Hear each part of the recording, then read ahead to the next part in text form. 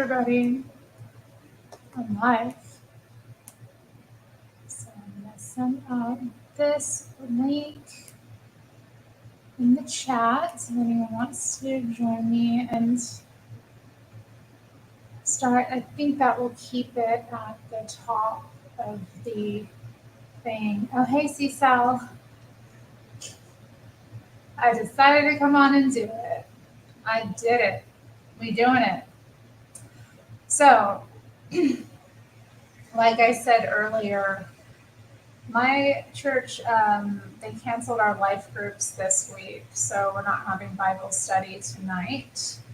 However, they provided the Bible study insert in the weekly, I guess they call it a bulletin. You know, we get a thing every time we come to church on Sunday.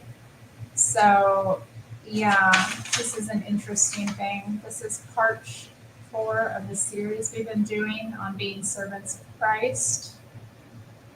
It's titled An Unashamed Life. So let's see. I figured why not go through it? Why not just do it here? Since I can't do it with my church family, I'll do it with the Big C church. Hey Lord Bibby. Where are the snakes at? Where are the snakes at? I don't know. Where are they at? Maybe they'll show up. Hoping anyway. Hoping we'll get some snakes in the chat. We're all a bit snaky, aren't we? Shrewd as serpents. See, I'm trying to figure out where to start with this. Okay. And these Bible studies are always tied to the pastor's sermons. It's an interesting thing he comes up with as he does the sermons and how he ties them all together. So we're going to be reading 2 Timothy chapter 2, verses 11 through 15. And they actually have it, the English Standard Version here. But I don't really like that version, and I didn't bring my Bible to church. So I'm going to take it out of my actual Bible and read it.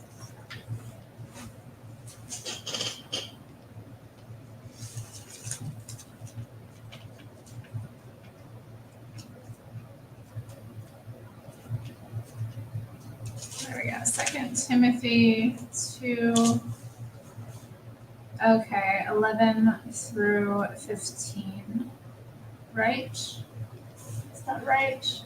Yeah. Okay.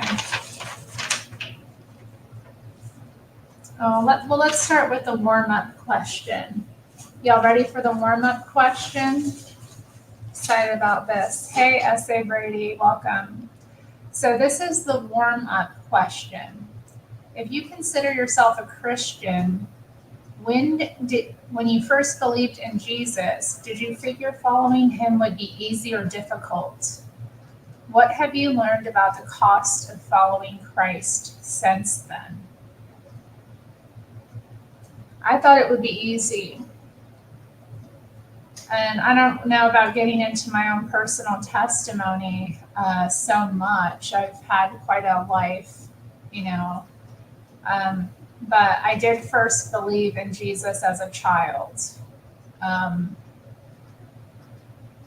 And put my faith in that. I was around the age of 8, and then at the age of 9, I was actually baptized. And this was of my own volition. My father was not a Christian, so that caused some problems. It was hard to follow a Christian life, living that circumstance. He did actually participate in the church that I joined at that time. He joined it as well, but he never really, he just wasn't a believer. So he had a lot of struggle with that. Also, he had some personal issues with the pastor. So basically I ended up leaving that church. But I found Being so young and believing in Jesus, you don't really understand much about the world, about sin. But there's something about it too that's like really wonderful as well. I saw people talking about it today where they were like kind of upset about a woman who was asking kids if they were wanting to know Jesus, wanting to believe in Jesus. And I think it's important for adults to share their faith with kids and to teach them about Christ. Obviously, it has to be a personal thing, though. It has to be a personal relationship. And there can be a lot of peer pressure in churches as well when kids are small to just go along with what everybody else is doing. And I don't think that's right, And then, of course, there's always those like cringy people that are like out to win souls. And I don't think there's anything wrong with that. I don't think there's anything wrong with sharing your faith. If you believe it, you should share it. But like, how do you share it? Like, that to me is kind of always, because I've had people come up and give me like, I don't know, what's the word for it? Give me the good news, let's just say. And I've had it leave me with a negative feeling before as well. Like, that didn't feel like it was about me. It felt like it was about you. So anyway, I strayed from the Christian life for many years. And a lot of it had to do with the fact that I didn't feel like I could live up to Christ's example. And I saw in my own life that after I gave myself to Jesus, after I thought I was born again, right? I had all these experiences where I was like sinning, like committing sins. And I don't want to get into like what the sins are, but that really rocked me. I thought like, if I believe in Jesus, why is it so hard for me to do the right thing? Or why have I committed these sins? Like, as a small child, I didn't really understand the full message of the gospel. I just believed, I just believed. And this is kind of where it gets into like, what is salvation? What is required for salvation? But anyway, I thought it would be easy. I found it was not easy. But then at the same time, it is easy. Like, we say it's not easy to follow Jesus. We say it's difficult, but at the same time, it's so much more difficult to not follow him. I think about him when he said that take on his yoke, take on his yoke. It is light and easy. Or his yoke is light and his burdens are easy. Or maybe I'm just mixing up the two, but there's that verse in the Bible that says that. And it is. Like, on one hand, it's very difficult. And then on the other hand, it's so much easier to just follow Christ because he makes it easy. He makes it easy. Like, doing the right thing is always easier. Loving is always easier. Letting go of the, trappings of the material world, it lightens you. You carry so much less burden on your spirit when you walk with Christ. So it's an interesting question. What have I learned about the cost of following Christ since then? What do you all think? Like, do you have responses to this? What have you learned about the cost of following Christ since then? I've learned that it isn't easy, but it is. I've learned that it's a paradox, like most things. I've learned that people will judge you. I've learned that people are ignorant. I've learned that people are a lot more wicked than I ever thought possible. Hello to Santino and to Matthew, who have also showed up. All right, so let's read Timothy 2:11, or I'm sorry, 2 Timothy 2:11 through 13. Okay. Oh, I just bent my page. Ugh, that's no good. Is it 11 through 13? This is a faithful saying. For if we died with him, we shall also live with him. If we endure, we shall also reign with him. If we deny him, he will deny us. If we are faithless, he remains faithful. He cannot deny himself. So, what does it mean to have died with Christ? Is the topical question from this bit of scripture. When a person is born again, they go through a spiritual death. So what does it mean to have died with Christ? It means that the old has passed away, the new has come, I would say. You know, you're no longer the same person. The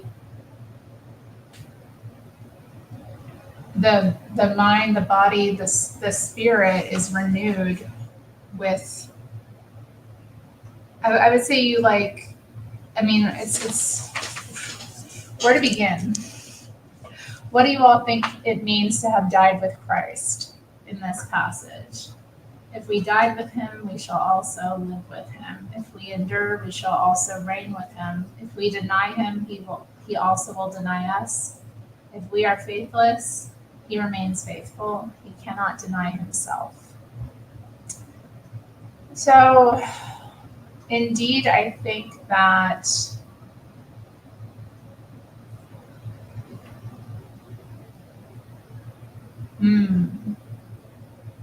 it's also suggesting we read Romans 6:1 through 4. So I'm going to pull that up here too.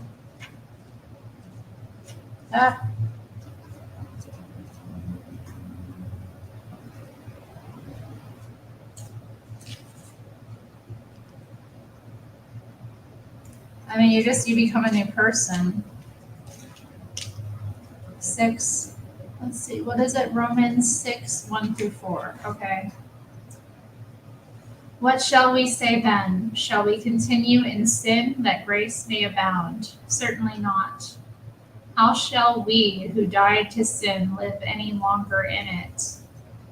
Or do you not know that as many of us were baptized into Christ Jesus, were baptized into his, we're baptized into his death? Therefore, we were buried with him through baptism into death, that just as Christ was raised from the dead by the glory of the Father, even so we also should walk in newness of life.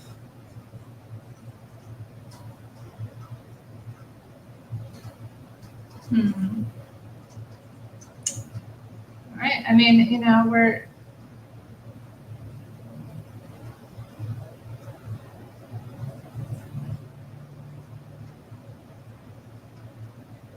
I think, you know, just symbolically what happens is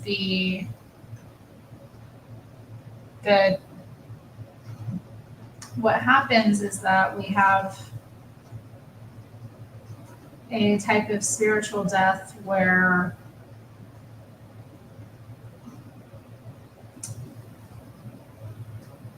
the kind of fake self, the false self, is let go of. You know, it passes away, and then the Spirit of God, which is in us, is allowed to come to the surface. There are many ways to talk about it, but oh, hi, Justin. So Justin is coming on. Give me a second. Go back to Timothy. Can we pray on panel together? I'm not, we're just doing a Bible study. My toddler wants me to read to him. Oh, okay. Hello again, Justin. Welcome. Hello. Welcome. Yeah, I was about to I was about to, can we just like pray on panel maybe? As I just said, no, we're not going to be doing any prayer tonight. Okay, I'm just saying.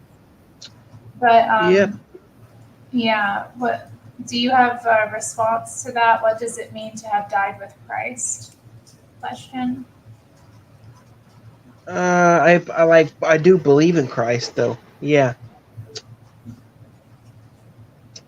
Yeah. Yeah. Okay, so in terms of the passage we've been reading, what do you think it means to have died with him? That means to have faith, maybe. Hmm. Mm-hmm. Hmm. All right. Well, let's move on. Oh, wait, no, Matthew said something that I Yeah, I wanted. do like the. Oh, I die with Christ and lose the power to take credit for my rights or wrong. I'll say right. Yep. Yeah. Okay, Yeah. I think that's an interesting way of describing it. Lost the power to Yeah. take credit for my rights or wrong. I mean, I think Yeah. that's true too, because you It's a good realize thing that. I. It's Hmm. a good thing I read it though. Yeah. Okay. Good thing I read the comment though.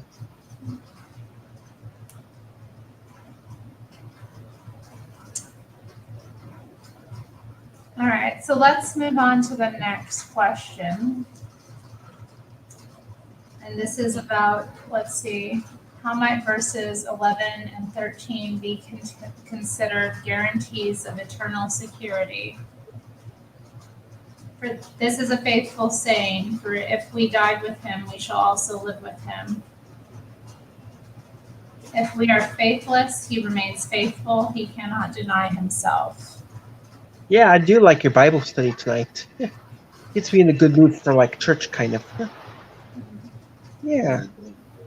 Um, are you I mean, I appreciate that, but if you are to be on cam, I expect that you're going to respond to the biblical questions. Okay. All right. So, yeah, and I will answer the questions. Yeah. so let's see. Um, I mean, anybody can join. There is a link, so if anybody else would like to come on, it's at the top of the chat. Um, Yeah. I promise I'll answer the questions. Okay.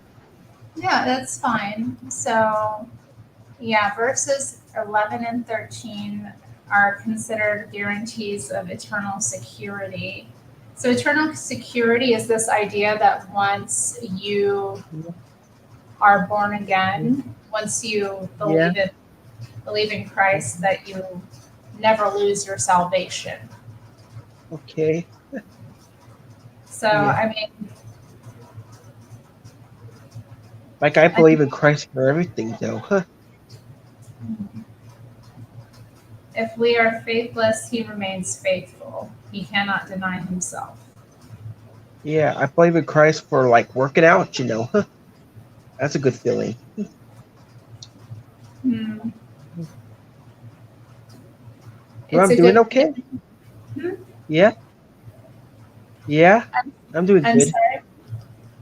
It's okay. It's a good feeling though. Huh.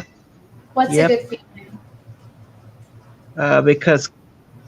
Because by working out, Christ is helping me. Huh. Working out? What do you mean? Like working out, I believe in Christ. Yeah. Are you talking about exercising? Or, Yeah. Exercising. Yeah. Yeah. That's what yeah, I meant. all right. I think, Justin, I don't know about your participation here. So I think I'm Oh, going to go. I'll participate. Please give me a chance. I have. All right. Sorry. I mm, I'm not feeling it. It's just not vibing well.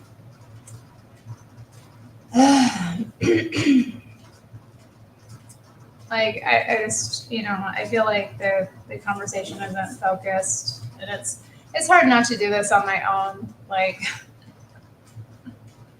I don't want to get distracted by I would like the conversation to flow properly. So thank you for coming on, Justin. But no, and you are forgiven, Justin.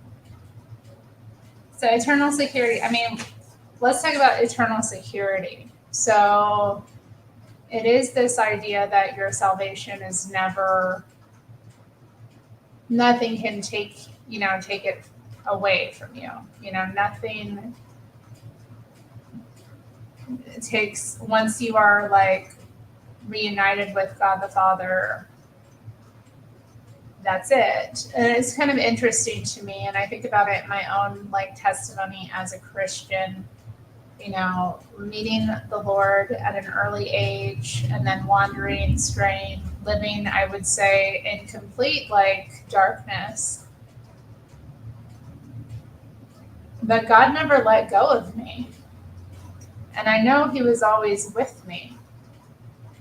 You know what I mean? It's this really interesting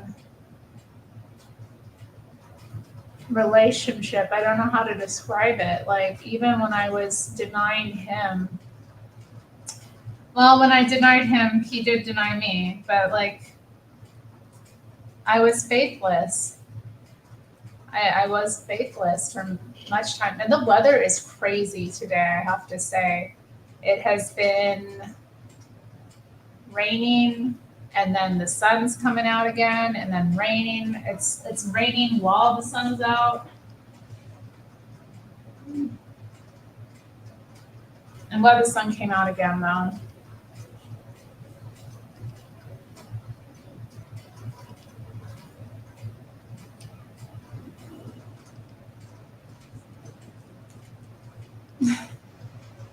Salvation in my eye is something you've always had, that you only need to nod at Christ and acknowledge He's been there the whole time.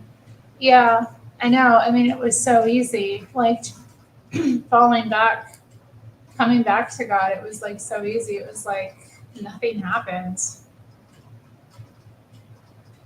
I mean, things happened, obviously. I was under serious spiritual battle, serious warfare.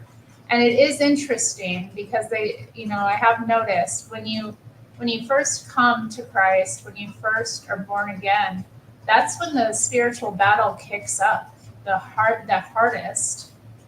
That's when it's toughest. And it's no wonder that like I was attacked on so many levels.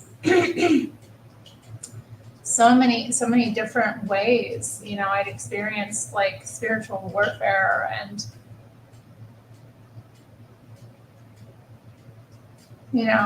succumbed to it in many regards. But now I know that that wasn't me. I always thought that that was me, and it wasn't. It was just the spirit that came and lived in me and manipulated me. Hi, sweetie. Justin, you've been given a chance. You are forgiven, but I'd rather not have you up because I don't think that you add to the conversation. And I'm not trying to be rude, but like it's distracting, and you kind of just agree that you don't add anything. So, hi, baby. What? Let's move on. Okay. Hi. Hi. Okay. What's wrong? What's wrong? Everything's okay. Everything is okay. Everything is okay. Everything is okay. You're fine. Okay. Hey, come on. No, you can't come up here right now. All right, number 4, question number 4. Of the 4 promises in verse 11 through 13, the second and third are very much conditioned on human performance. How does this work? Is this talking about believers or somebody else? I mean, obviously it's talking about believers. I said no, you're not coming up here. What? You are a bossy brat. You are bossy. Are you bossy? Bossy brat.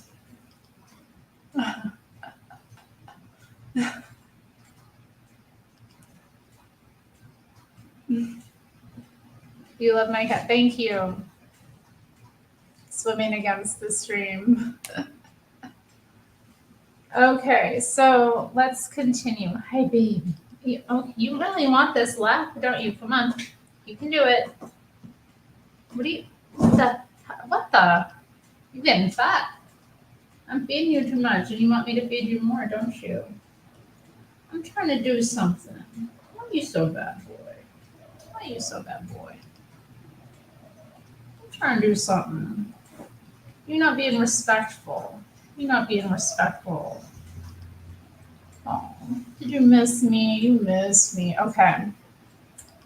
Okay, so the second and third are very conditioned on human performance. If we endure, we shall also reign with him. If we deny him, he will also deny us. How does this work? I mean, I believe it's possible that one can be a Christian but not be enduring, not, being saved is one thing. Being, enduring with him is one. If denying him is another, versus accepting him, And I think that's where, in my personal testimony, I kind of see I didn't endure. I didn't always endure. I let my cross down. I didn't take up my cross. I wanted to put my burdens on other people. I wanted to make it all somebody else's problem. I didn't always serve in the ways I could have. Well, see, Sal, you don't have to turn your camera on. You can just be on mic. That's fine. You can put a photograph up, I think, with the technology.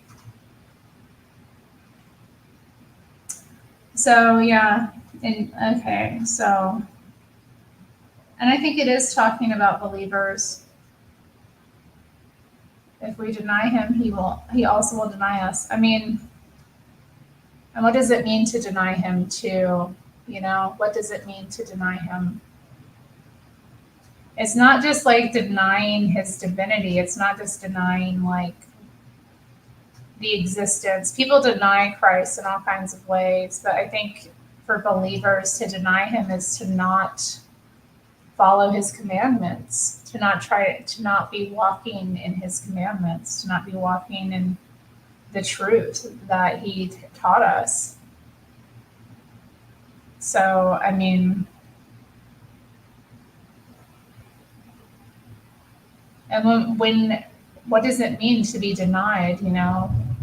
I think it also, we are denied the peace that comes from knowing him, from the peace that we have, because that's ultimately, he gives us peace, he gives us rest, he gives us so much.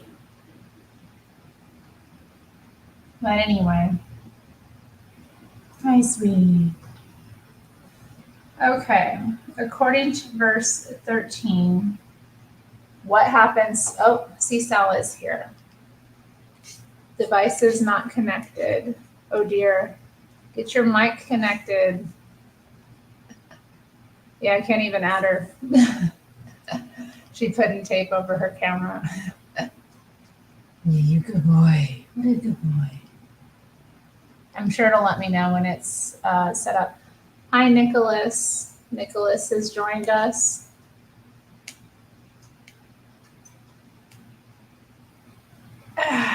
Stop. You're digging your claws in me, you bad boy.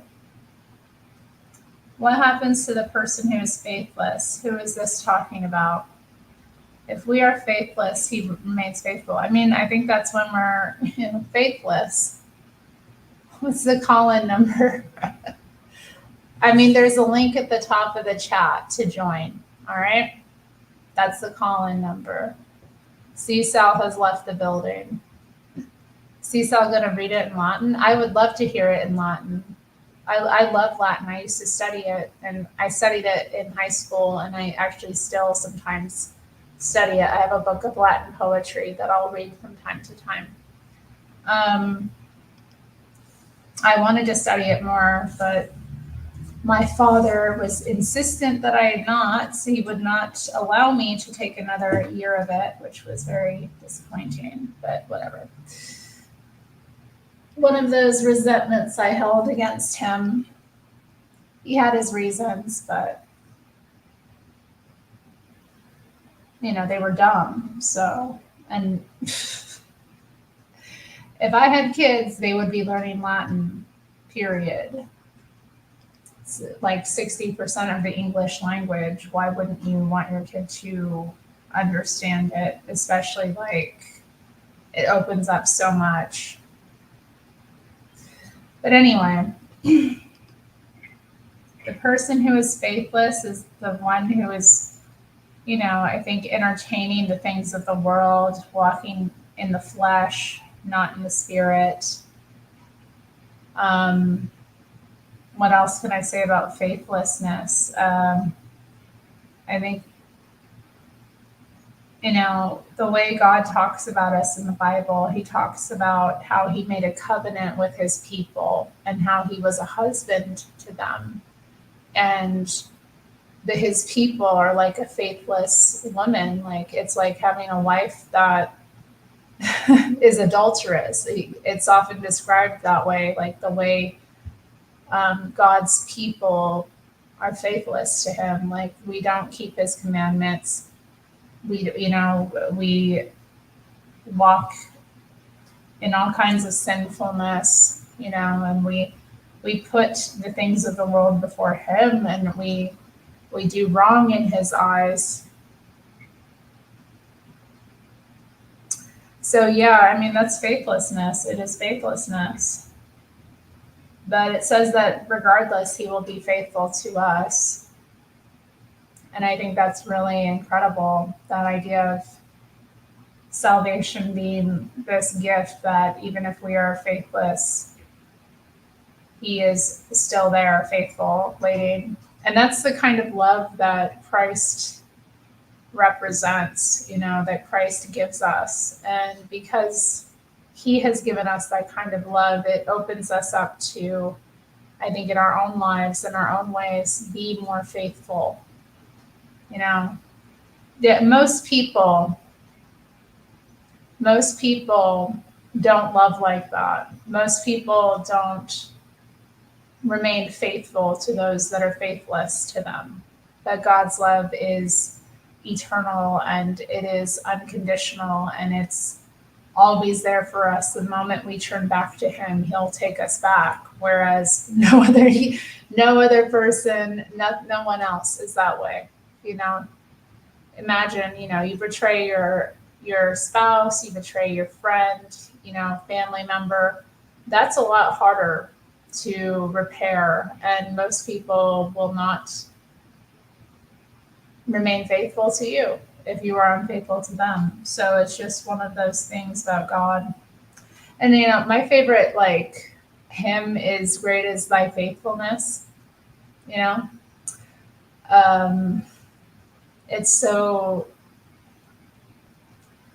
It's just such a touching hymn. It's so powerful as well, and it does speak to my experience with God very deeply. Bible Thumping Wednesday with Terri Strange. This is a special treat. My church's Bible study was canceled, so we're going through the verses. We're going through the table talk provided by my pastor on Sunday. Even though he damn well knew that we weren't going to do Bible study this week. Okay. Mama loves you, but you're kind of hurting me. Thank you, baby. Thank you for visiting with me. You're so good to me.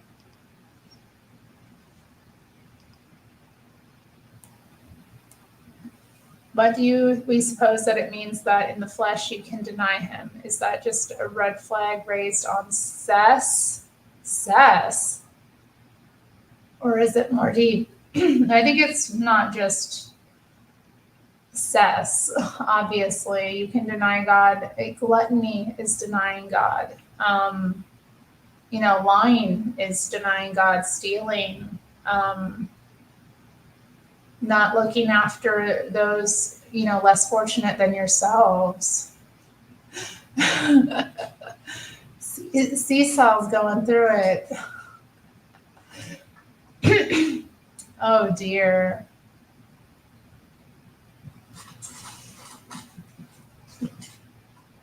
Oh my, Matthew, he will not drink Pepsi. Does Taco Bell only carry Pepsi products? I don't know. I had Taco Bell this week. I ordered Taco Bell, had some delivered, but I had an iced coffee. I ordered one of their iced coffees. So I don't know how to advise you, Seesaw. I'm so sorry.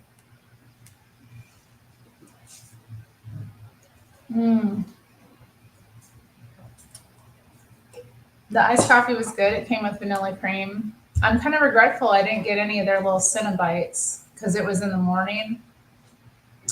Got some breakfast and some stuff for lunch. And food for today because just lots of interesting things to eat. But I do regret not getting those little bites they have. They've got those like little stuffed cinnamon bite things.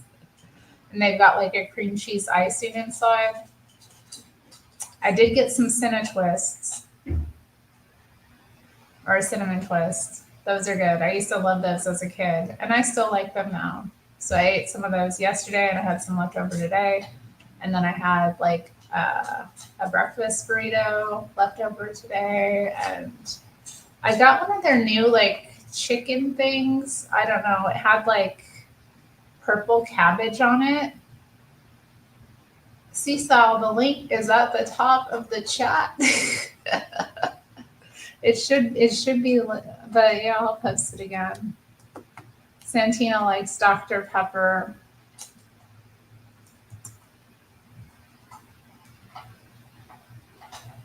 I'm posting it again. It's all good. Okay.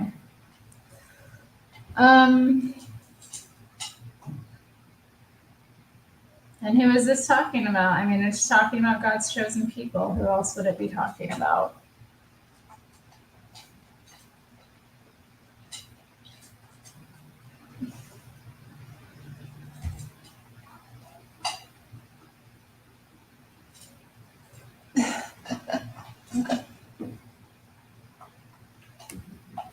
Maybe it doesn't stay highlighted. I don't know. It's interesting. It's so weird. And I'm like, yeah, streaming from StreamYard, there's all these different sort of, you have different abilities. In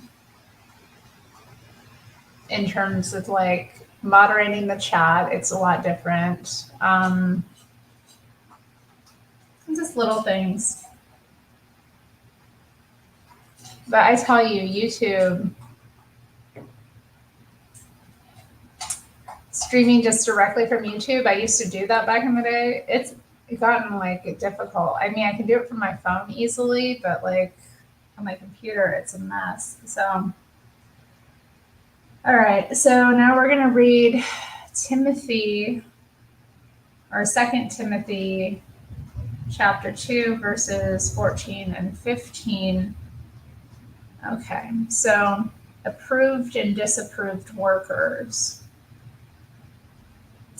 Remind them of these things, charging them before the Lord not to strive about words to no profit, to the ruin of the hearers.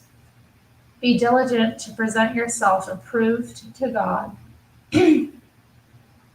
a worker who does not need to be ashamed, rightly dividing the word of truth.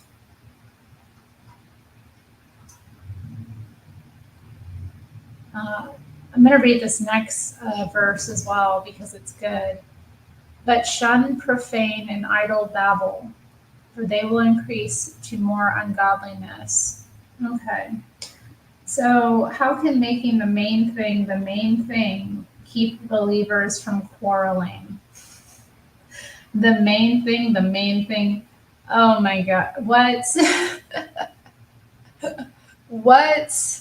I'm kind of upset that regular Bible study isn't happening because I would be laughing. I'm sure I would understand it better too if like Pastor was reading it because I might get the spirit of what he's getting at with that language. The main thing. Uh,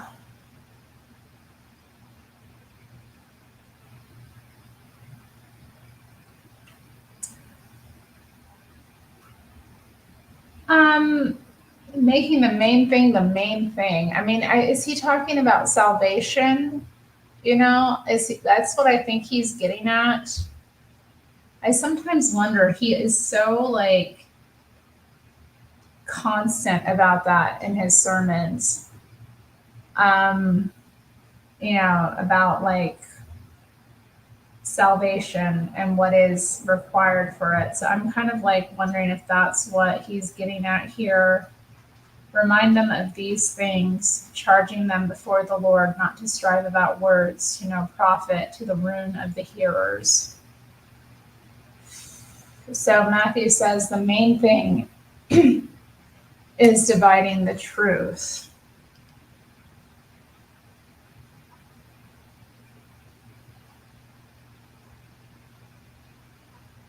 Dividing the word of truth. What does it say in, I'm looking at the English Standard. So in the English Standard Version, the dividing, I was wondering exactly what the translation was, but means rightly handling the word of truth. Let me read this in the English Standard. Remind them of these things and charge them before God not to quarrel about words, which does no good, but only ruins the hearers. Do your best to present yourself to God as one approved, a worker who has no need to be ashamed, rightly handling the word of truth.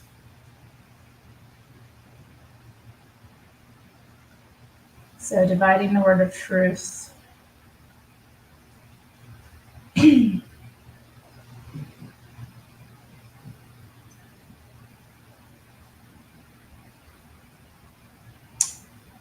I mean, we all have like a role in God's kingdom. We all have like a duty to fulfill, I think. And it's like, what kind of worker are we? And are we, because I see that so often with people, they want to argue about minutia or things that are really not relevant, or things that are really not relevant toward the salvation of humanity and also like toward living a Christian life, which, it's about walking in truth and doing the right thing.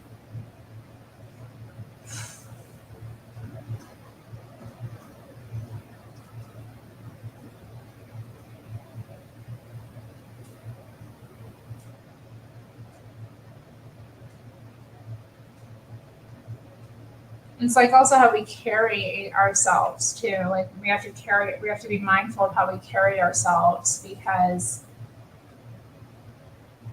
if we don't carry ourselves in a Christianly fashion, right? what happens. What are people's attitudes and beliefs about Christians? Like, people do have a lot of really negative things, a lot of negative judgments. I think I mentioned that before. Like, is it, at the beginning it was like, did you figure following him would be easy or difficult? What have you learned about the cost of following Christ? And it's like, sometimes you just have to accept that people will hate you and it's not your fault. And you still have to, like, in that, do the right thing and respond in the right way. You can't let that deter, and you can't let the way other people are with you dictate how you are. We have to be different. So making the main thing the main thing. And it's just, again, I think it's just, keep walking by faith, keep doing what we're supposed to be doing, carrying our cross. Tomas is here. Hi, Tomas. Tomas thinks I'm right. How wonderful. All right. Application and mission. Why is it important for you to present yourself to God as one approved, a worker who has no need to be ashamed?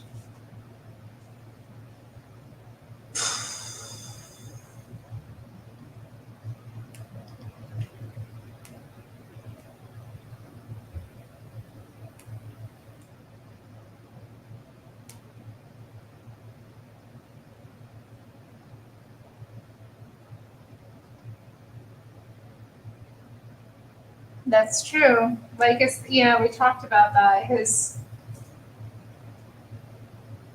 burden, his burden is light and his yoke is easy. It's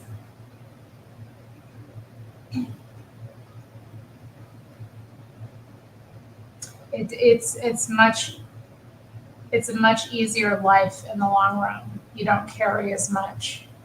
You're not hurt as often by people too. Like, you can see the evil in them, so it's easy to not judge people when you see the evil in them, when you see the wicked, when you see the darkness as well, when you see that they're spiritually dead, and that's why they're doing what they're doing. It's easier to not judge when you kind of recognize that. It's so much easier to kind of, like, not only not judge, but also to not take it personally when they, are offensive to you, when they are hurtful to you, when they misjudge you or do whatever nasty thing they do to you. Like, that they're just lost.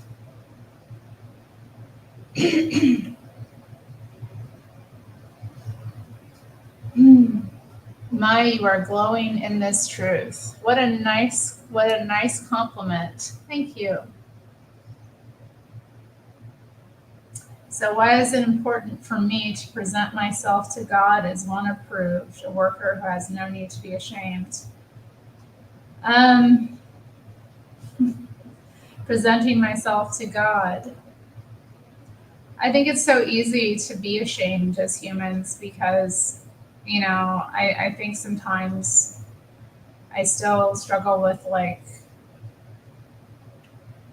I don't want to say I struggle so much, but sometimes, I do something that I regret, or I do something that doesn't feel like it's in alignment with who God calls me to be. And in those moments, I kind of, like, in my faith, it can be something that kind of makes me, like, when I was younger, right? I talked about, like, a little bit about my testimony. When I turned away from God, it was because I was ashamed. It was because I was ashamed and I felt like I wasn't worthy of God. I felt like, oh, Seasall's here. Let's let her on. Welcome. Hola, can you hear me? Yes, you're on. Hi. Um, I'm in my toddler's room, and as soon as he hears me talking, he starts. There he goes. So sorry for the noise. No, kids are a happy noise. I'm for it. One of the best Um, noises. uh, oh, sorry. What were you saying? Oh, I said kids are one of the best noises. So, yeah. Why is it Um, important for you to present yourself to God as one approved, a worker who has no need to be ashamed?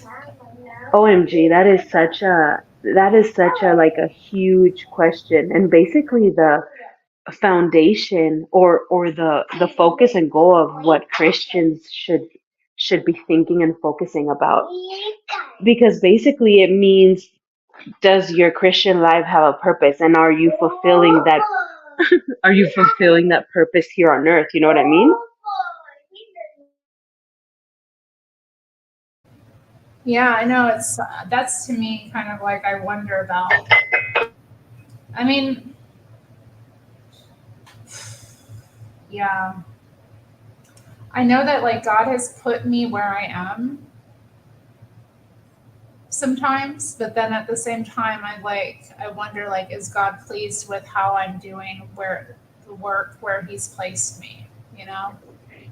Yeah, it makes me think of that verse. I can't remember. Obviously, it's in the New Testament, but sorry. Obviously, it's in the New Testament, but it's the parable of the manager or the boss or the owner of the company, that he has workers, and he gives the parable of the talents, and he gives one worker 10 talents and another five, or whatever, and basically it says you're supposed to work them, and you're supposed to work for the Lord, for His kingdom. Oh my God, my son.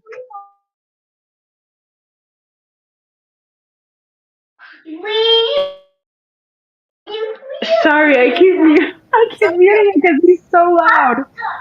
Hi. Oh God. Anyway, yeah. So it's it's kind of scary. Am I the only one who gets kind of scared about that? Of like being like standing before the throne of God, and He's going to ask you like, what did you do with everything, with the talents that I gave you? I've always loved to serving in church. I especially, one of my favorites was being the, what's it called? I know it in Spanish, but the welcome people, the ones that say hi, and they're like, welcome to church. That's what I used to do. I used to love that. Oh, and I always loved the nursery too. I took care of the kids.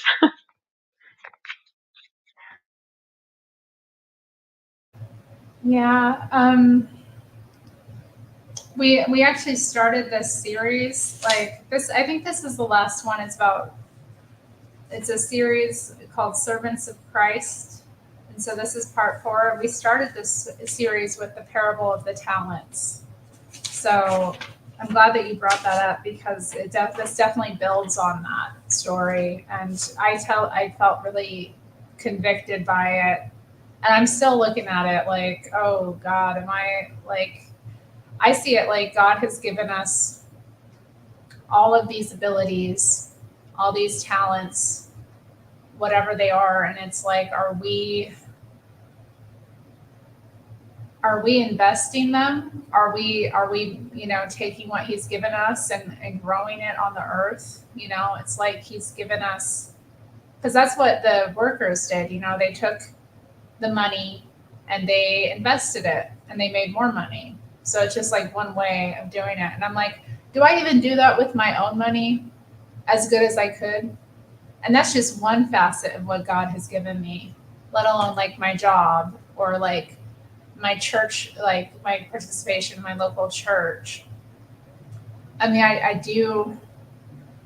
I work in my local church too. Like I'm on the community team. We have like different teams set up. So I help the pastors kind of keep up with people who don't always come to church, and that kind of thing. So I form relationships with those people who need a little bit of extra support.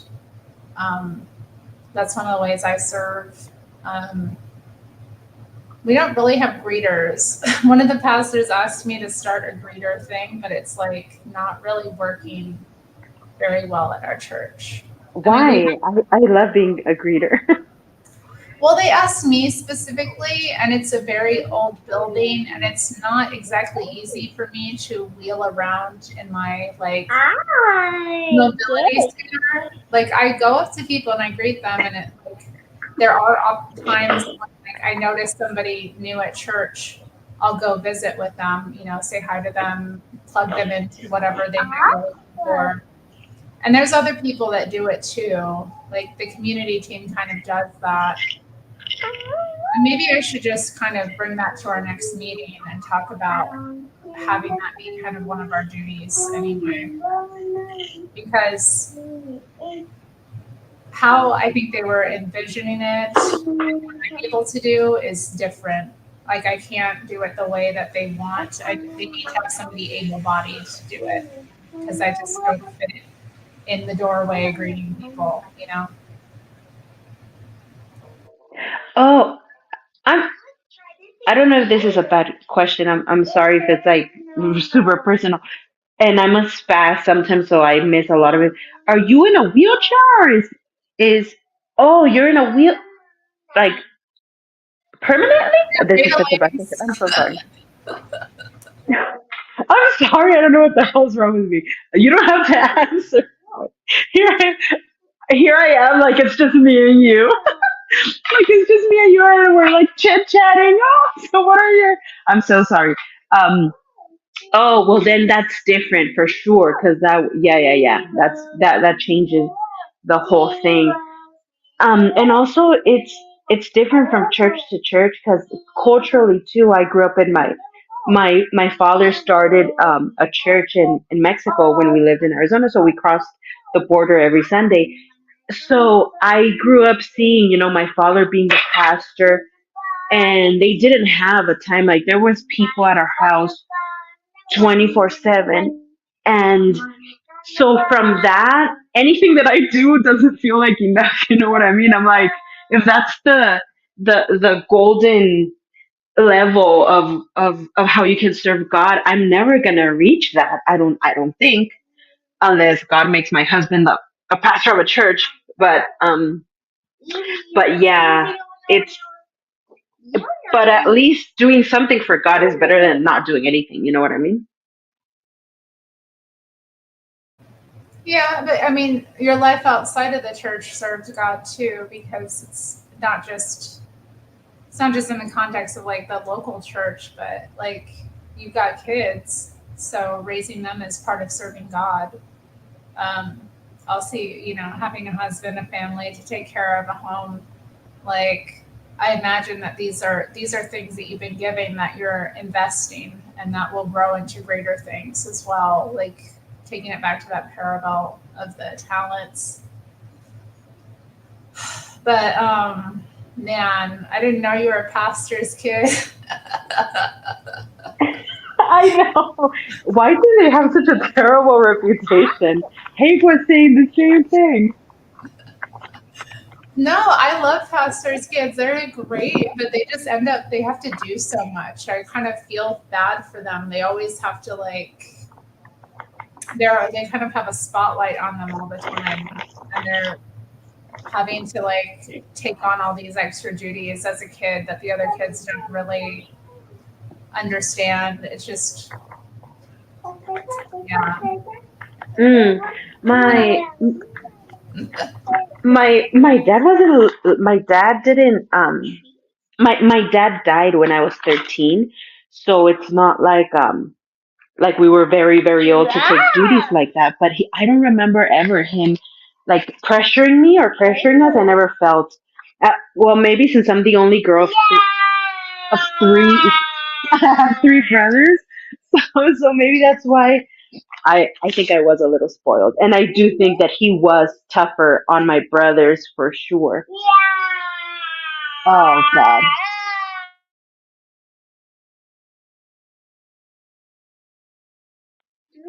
Off the mic, I'm trying to be like, oh my God. I'm trying to be like, quiet, please. It's not working. You know, I don't know. What do you think about that? What you just said? I've always wondered, and I'm still doubtful. But you said, you have children and your family and stuff. You serve God through that. Is that true? Because um, I barely started hearing that a couple of years ago. But growing up, I never heard that, and I want to know like what's. And a lot of people say that, and I do. I'm like, what's the biblical basis? What verse are they basing that belief on? Because I want to believe because if that's true, then I'm Gucci. If that's true, then I'm working a lot for God. But I don't know. I do know that not Mary, but a lot of the women in the New Testament, they weren't disciples. Well, they were disciples. They weren't like apostles, and they were important. And Jesus always searched them out, like the woman at the well and stuff like that. And I'm like, well, yeah, it's because they were busy at home cleaning up the kids' mess and cooking food for everybody. You know what I mean? So of course they couldn't be gallivanting with Jesus up and down Galilee.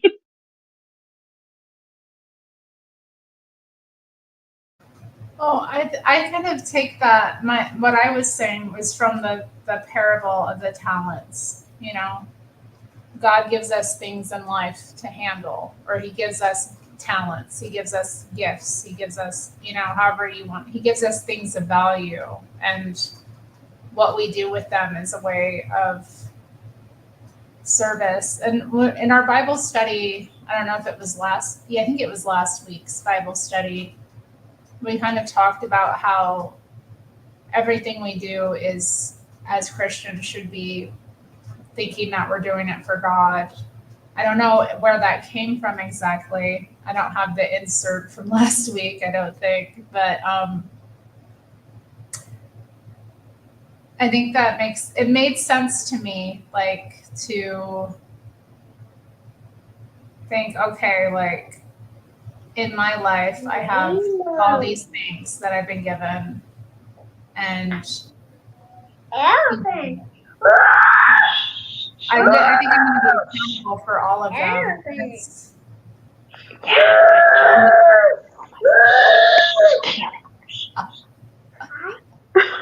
Oh my goodness.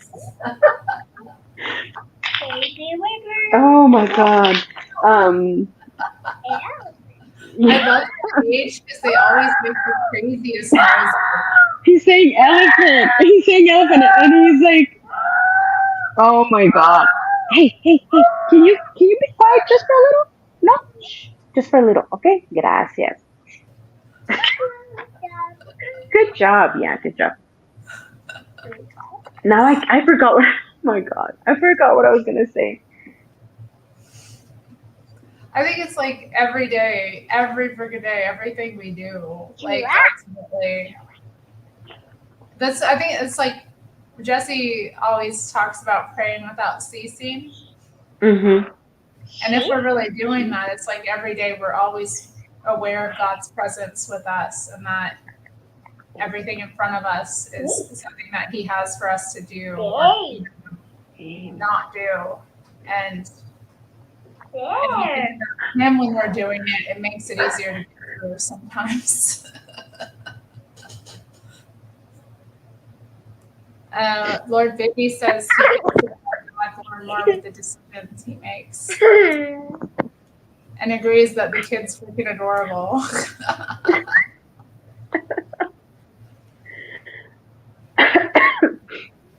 Oh my God. Seesaw says your kids have high vitality.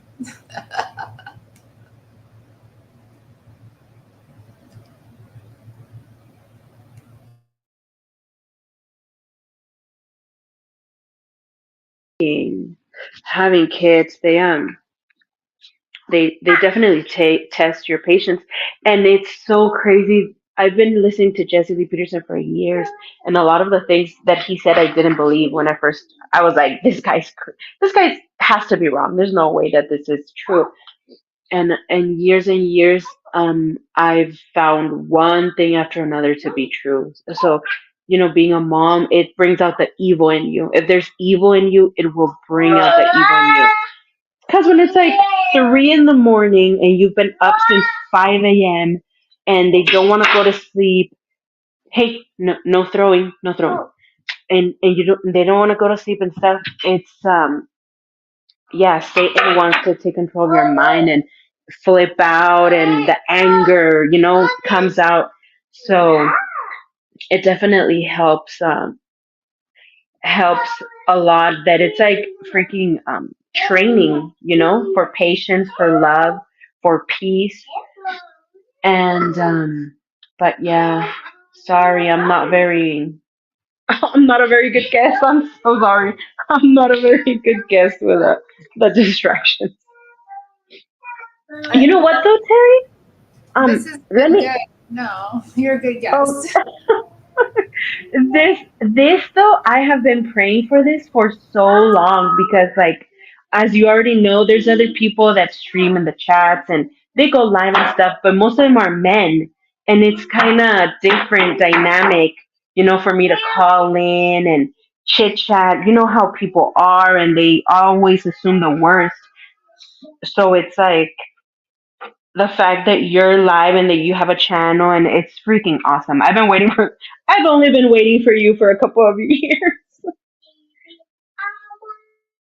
Well, I'm glad we've connected. Yeah, it's awesome. I am glad about it too. And yeah, it can be a little bit like just tough. It's tough dealing with the masculine environment sometimes. Oh yeah, I Like, don't know how you do it. I don't know how you do it, but your trolling is savage level, so I can see how you're successful. How you're successful at it. yeah, I got years of trolling experience, so that helps. But I also, I mean, I grew up like raised by my dad and just pretty much all around females. Yeah, Like I didn't have that any makes a female. huge difference. Yeah, so I kind of am like able to banter with men at a more savage level than they expect sometimes. It's like, oh, allow me to get allow me to get in there. And so yeah, I think I have that kind of thing. And also I've lived such a crazy life too. Like I've not been a very feminine woman, most of my life. So I grew up a tomboy. I grew up with three brothers and a bunch of cousins and stuff. So yeah, I grew up a tomboy, and I grew up hearing everybody, in society, everybody was saying like, "Oh, being a girly girl is like, being a loser. Being a girly girl, it wasn't a cool thing. If you were a tomboy, that was a cool thing." So yeah, for sure. It was. It's been a journey for myself, for me too. But I'm such a softie in reality. In reality, I'm such a softie, but I had to be tough with only brothers. But I love your personality. I love your personality, and you have a very natural femininity, and you have this like welcoming what am I trying to say? Like a welcoming spirit. So so it's just natural. It doesn't feel you don't feel forced, like you're forcing your personality or your femininity at all.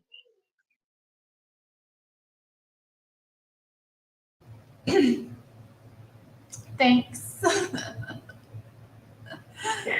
Yeah, I mean, I think I've dropped like so much stuff over the years because I've been doing this for years. Like I've been on YouTube since the olden days doing my thing, and I've been through a lot of ego death and like false identity, and I just woke up, and what what came out of it was like my real self, and I didn't even know I was like so soft or so feminine or so like Right.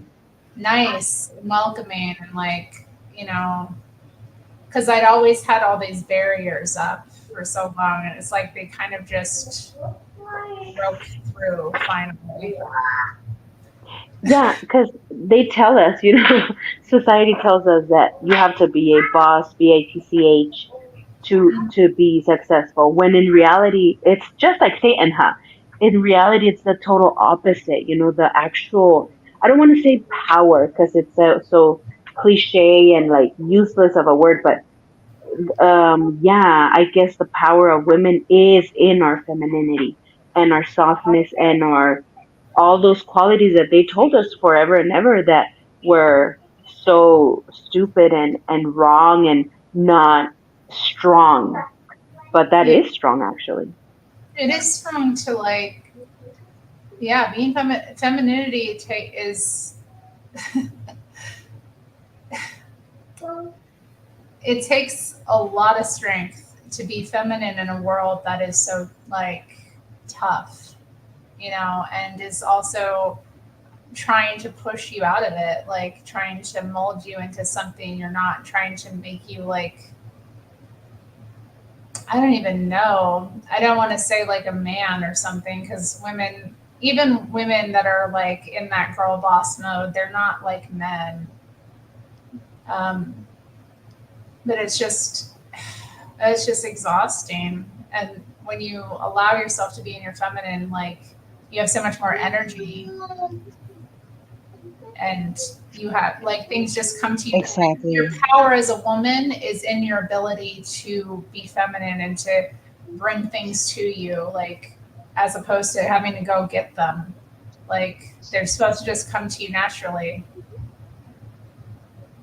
Right. I'm sorry. Was I had my earbud Mhm. in. Sorry if the freaking audio was terrible.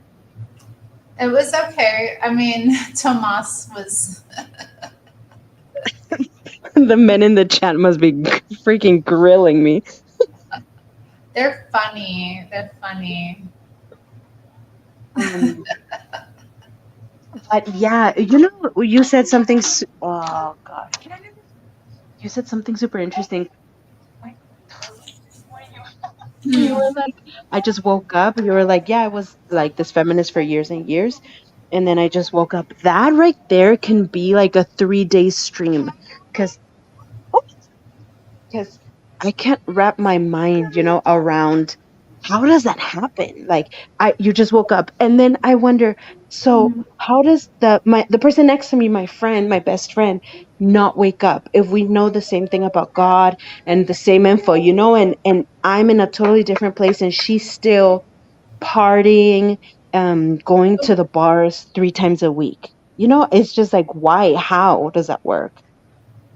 I don't Well, yeah, what an interesting thing to get on. I wouldn't say I just woke up. Like it was a process. It took time, and know. there Right. were layers that like came of. I think awakening is like a process. You go through different awakenings, and then there's more, and then it's like you think you know, and then you learn more, and then you're like, oh, I didn't know, and then I mean, for me, I was always seeking truth.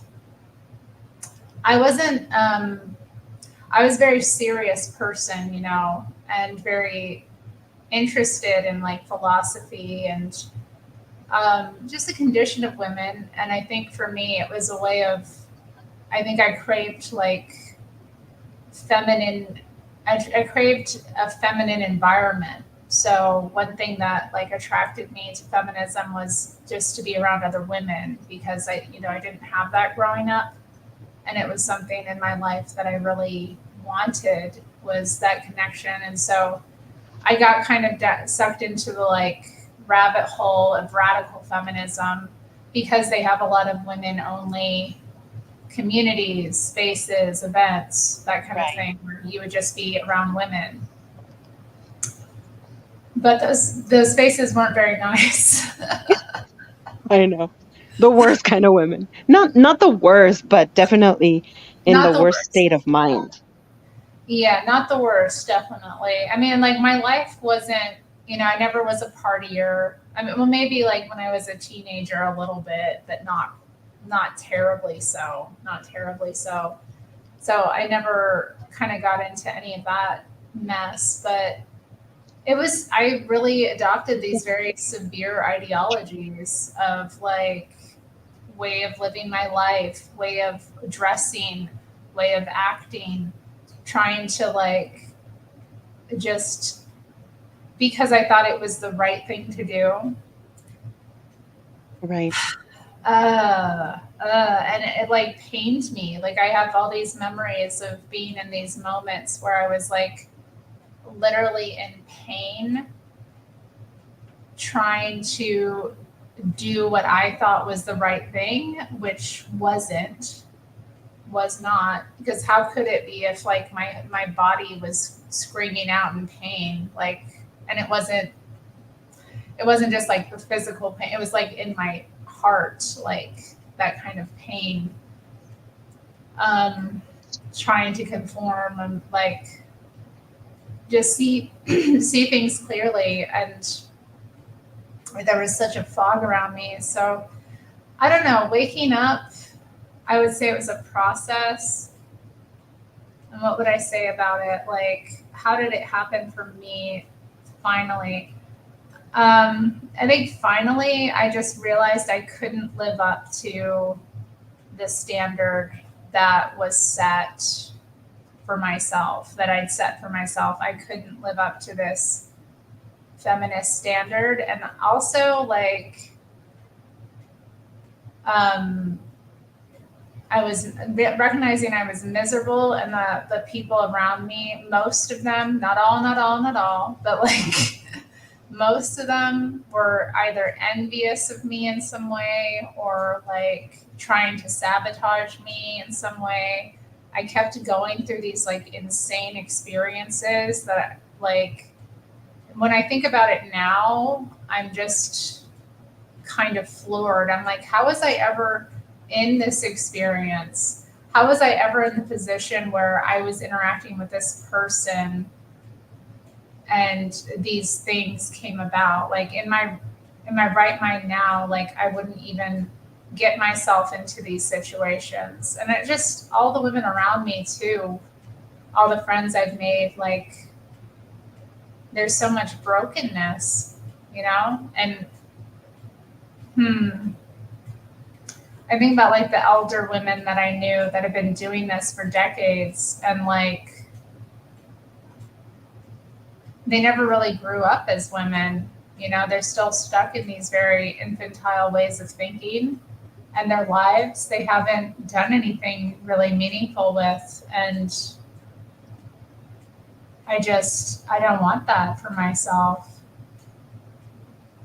I think I just realized that God was real too. Like I knew he was real the whole time, but like I really came to see I needed to actually understand God and start reading the Bible again. So I think that helped as well.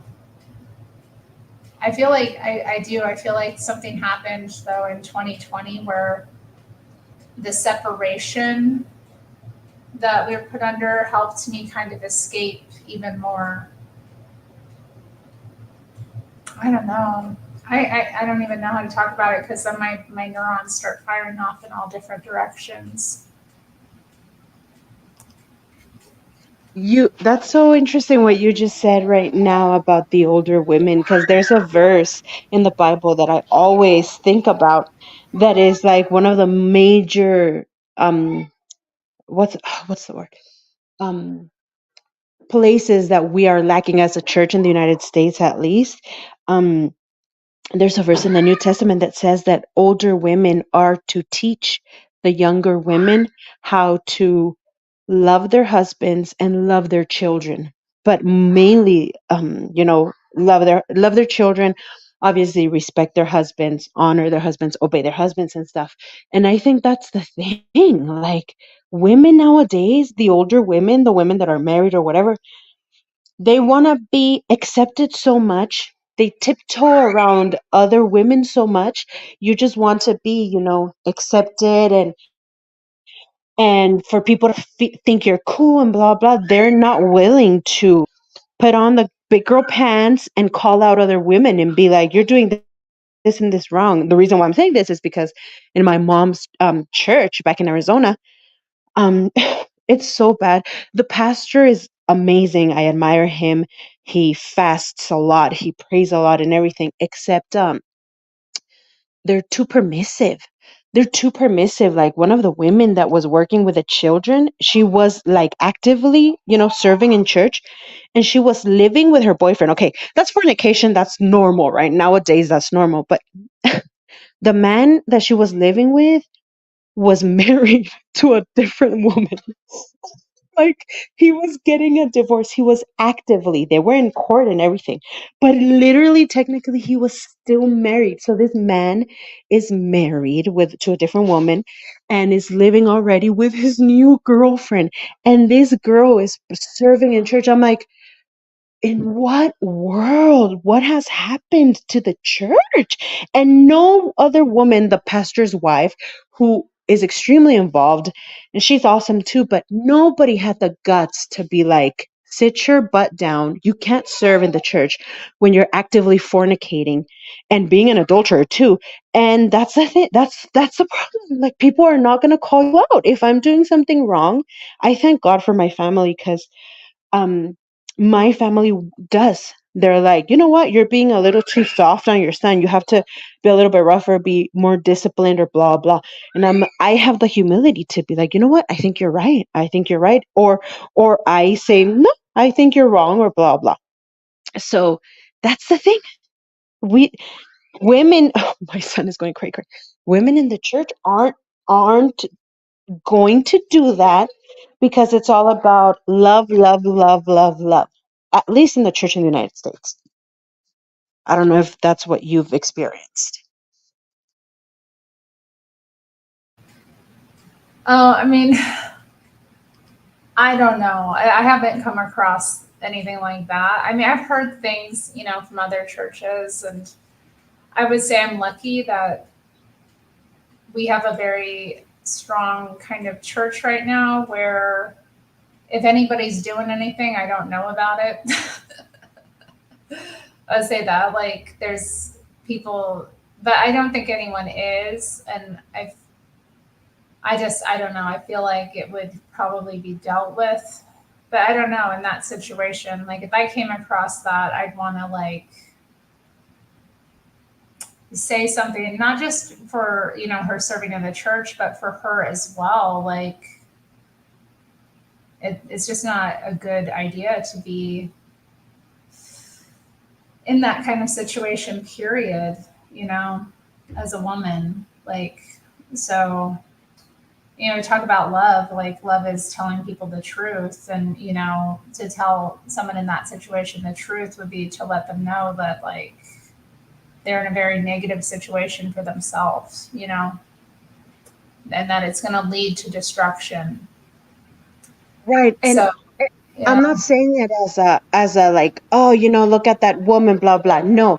Women are different than men. Women, we need to be led. We need to have the guardrails and be like, nope, no, you can't do that. No, you can't go there. No, like sometimes like children, honestly, especially when we get emotional.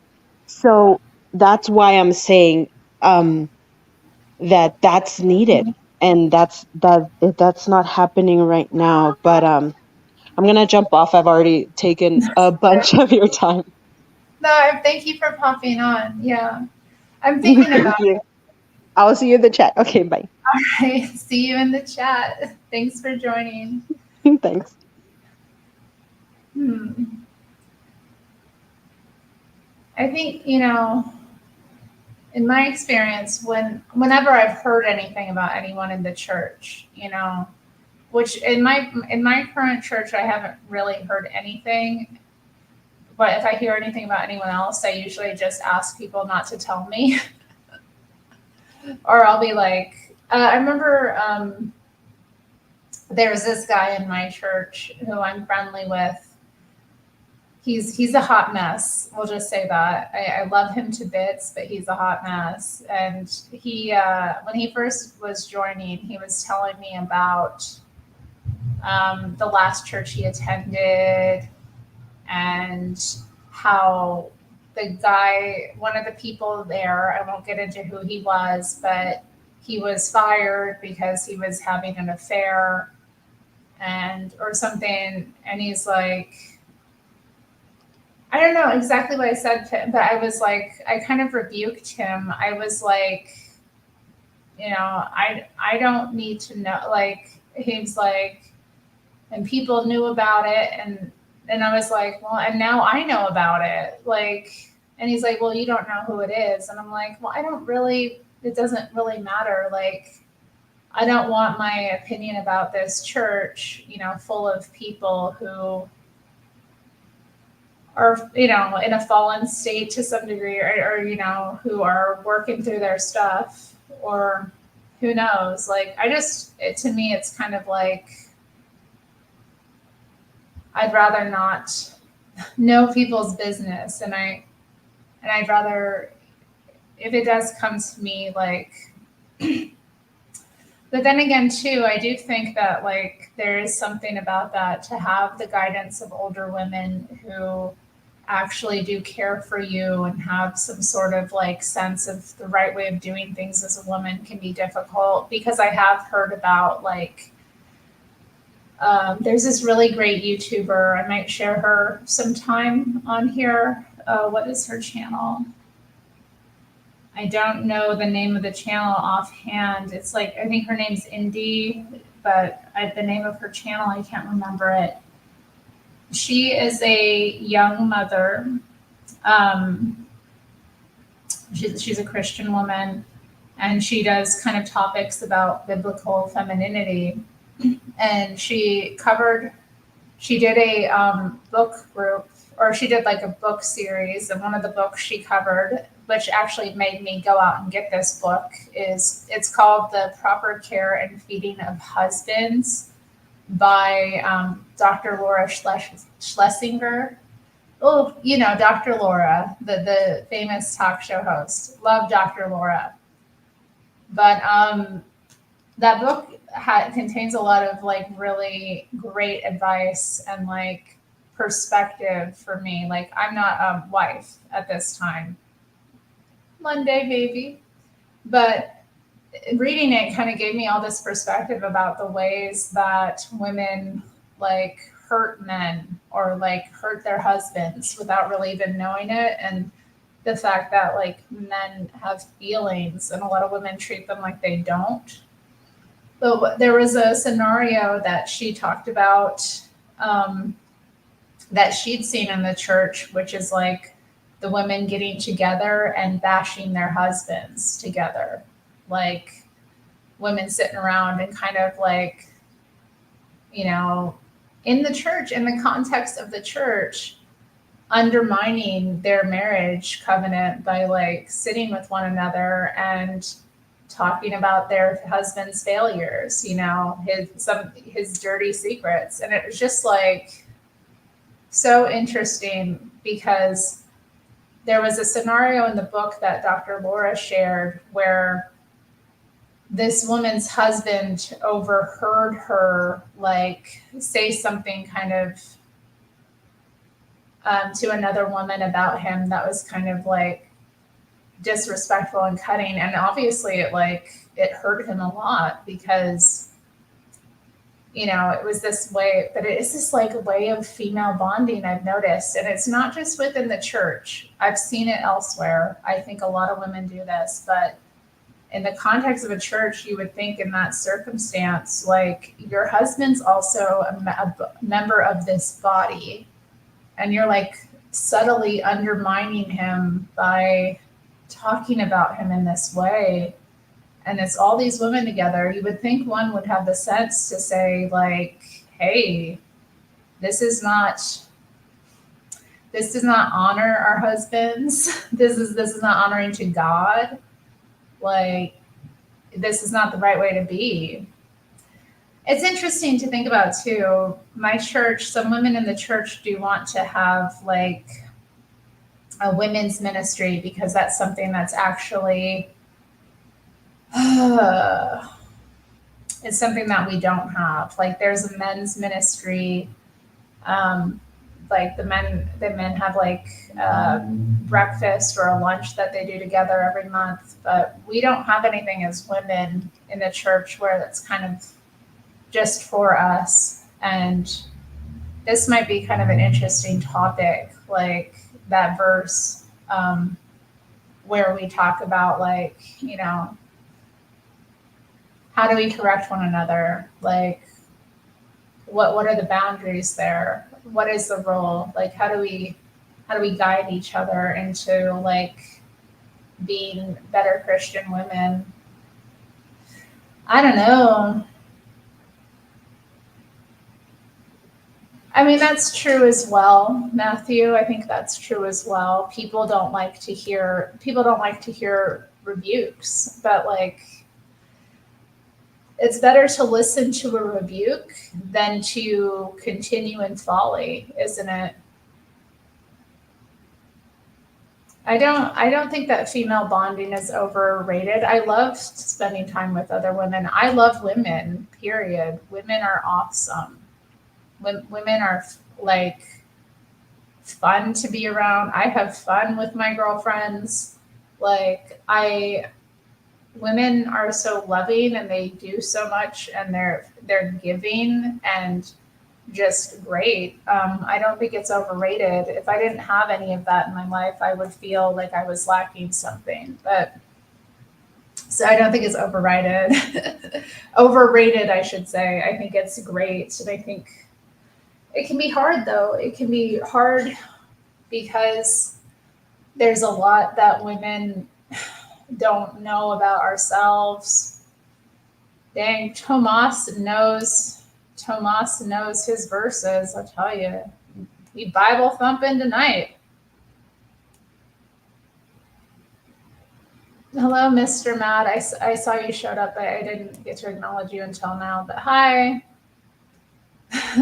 Welcome. Open rebuke is better than secret love. I mean, you know, if you listen to a rebuke, then you'll be better off. But yeah, I mean, a lot of people, and with the modern church, I mean, there's so much. A lot of people don't know how to. I mean, where to begin? A lot of churches are really permissive of a lot of things, you know, they're permissive of all kinds of things, or they're, actively really kind of falling away from the right path, I would say. Some churches are, I don't even know. And there's a lot of them in my town too, like very more politics seem to be more important to them than religion, than faith, you know, winning. But it's like the more they do that, the more the church dies anyway. I don't get it. Like we don't, we are due for revival. We will be revived again. It's not the end of the world, but anyway. Yeah, I mean that's the thing. Talking about people being evil, like, yeah, a lot of people are evil. A lot of people are, and they're not aware that they're evil. I think that's the first thing. Like, if you're not aware that you're evil, how can you ever recognize it? How can you ever overcome it? Like, I had to come to that in my own mind too, like some sort of knowledge of like, hey, I'm evil. I am evil. How do I not be evil? How do I not be evil? Like, there's got to be a way, you know, and it can't be so difficult. And I realize it's not difficult. It's way more work to be evil than it is to be good. It is. It's way more work to remain evil than to be good. But the kind of like process of letting that evil false self die, that is work. That is work. Hmm. Hmm.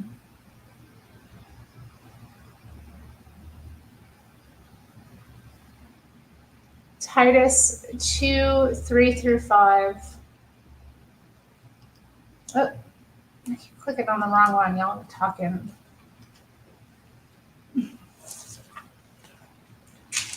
Let's see. Titus 2, 3 through 5. Let's see. We were reading Titus recently as well. Ah!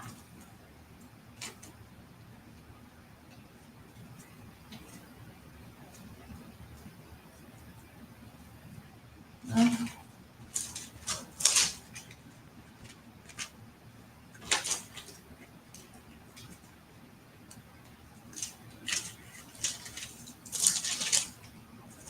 There's Titus. Looking for Titus. Where you at?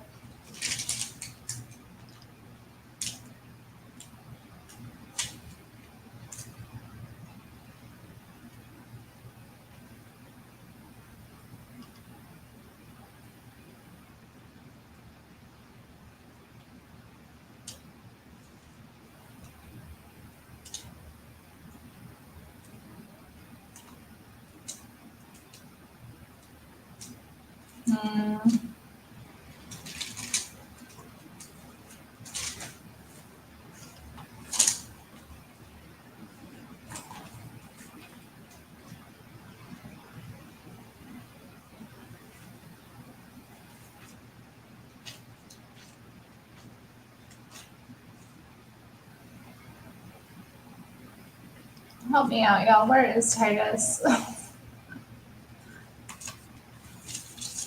No, it's a small one.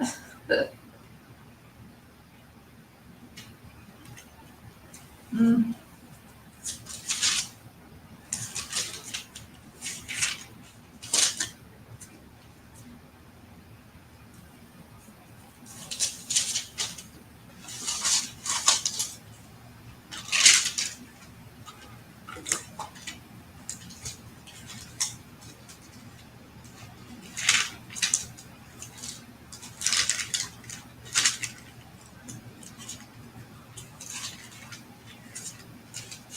There's so many interesting things in the back of this Bible, too.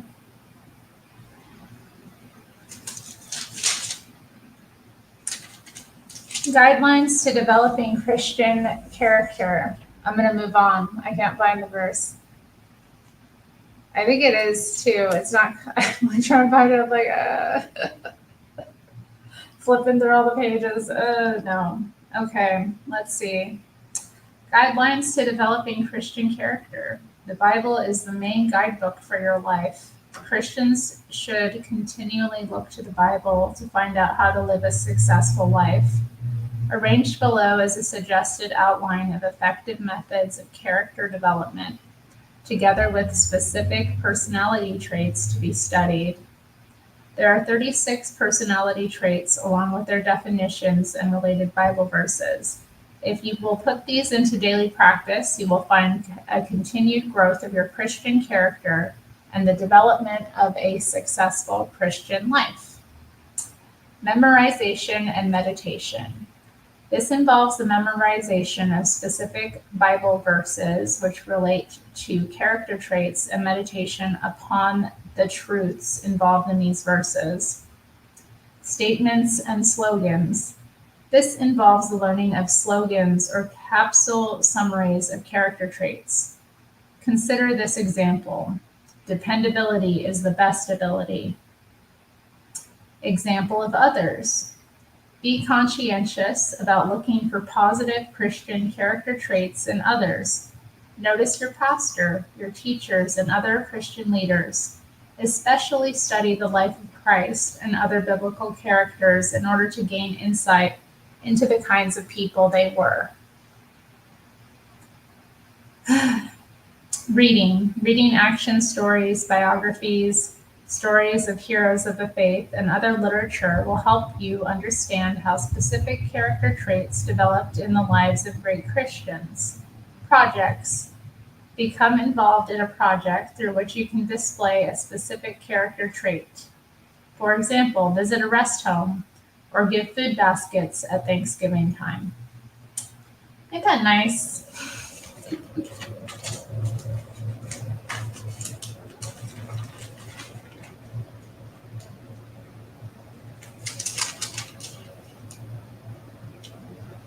Hmm.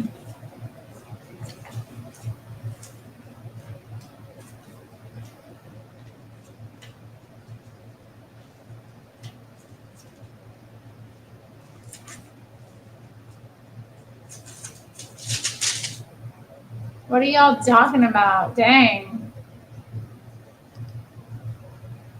Who is Josh?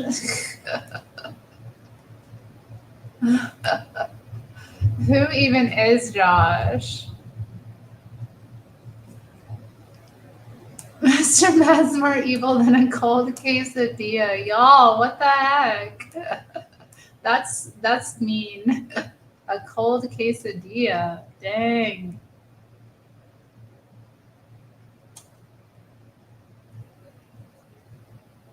Okay, before Ephesians and Hebrews. Okay. Thank you, Tomas. I know we're in the. I know.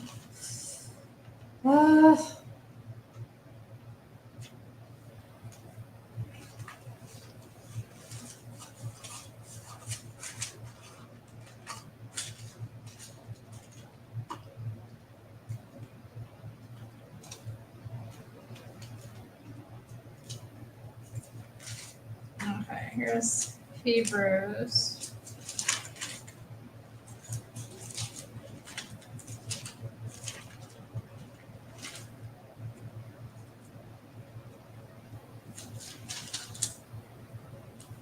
Thessalonians. Oh, there. What did it say just there in Thessalonians? Pray without ceasing. Thessalonians. It's in Thessalonians. It's chapter 5, verse 17. Pray without ceasing. In everything give thanks, for this is the will of God in Christ Jesus for you. That's nice.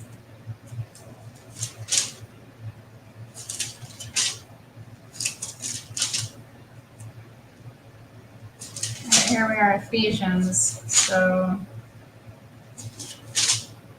Galatians. I do like the book of Galatians. A little bit.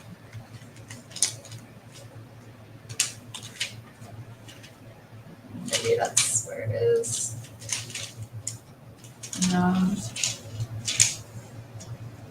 Is it before Corinthians? I thought it was after Corinthians.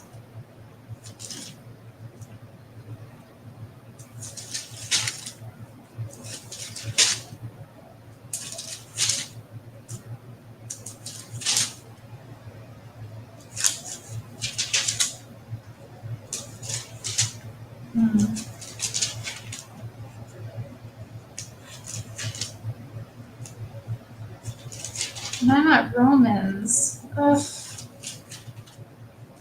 Where are you, Titus?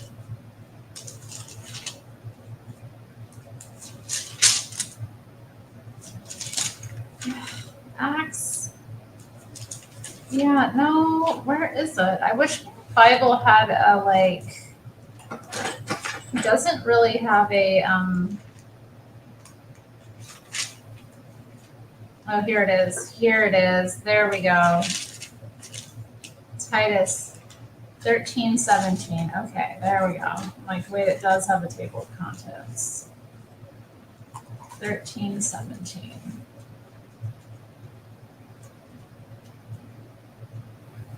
Oh, wow. There it is. Oof.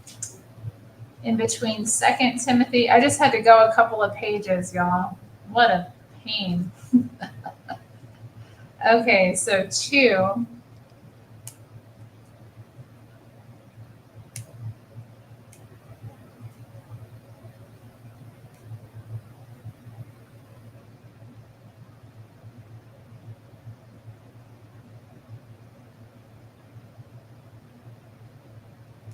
Dang, where is it?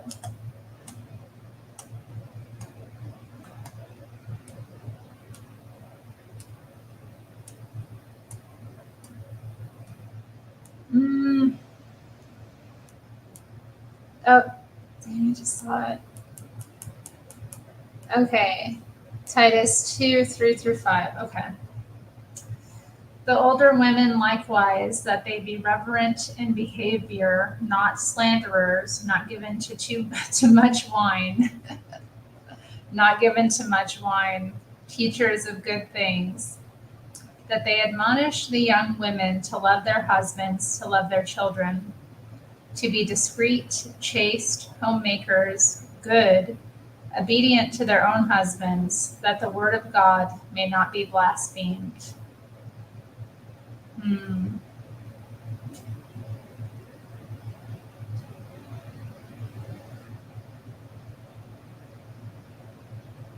I'd say the older women in my church do that quite well. There's such beautiful older women in our church that are so loving and so like giving and so in their own conduct, so above reproach, like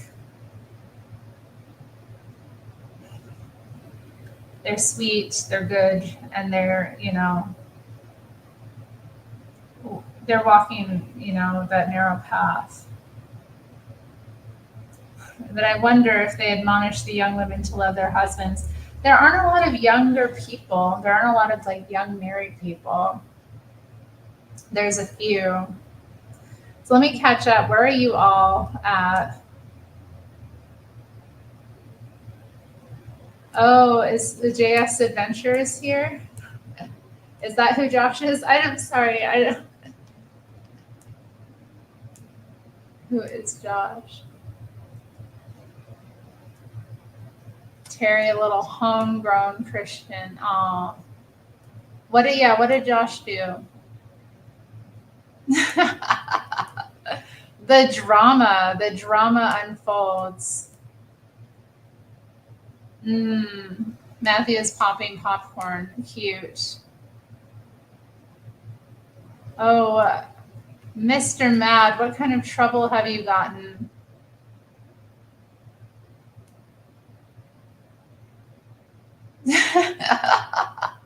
Y'all evil. Y'all need to repent.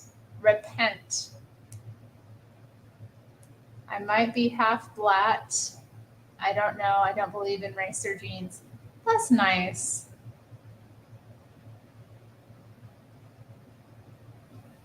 Say Brady above reproach. What about the old men? Yeah, they can't be drinking either, apparently. They aren't allowed to be drinking.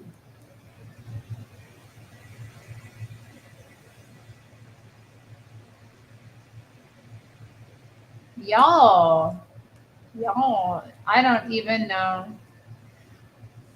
I don't know what's going on. I know Mr. Mad is a controversial person. He kept accusing me of being Jewish. Terry, the old men are to be above reproach, as they should be. But let me tell you, the old men in my church, some of them are not above reproach. Some of them a little bit needs some reproach. And I got to do it.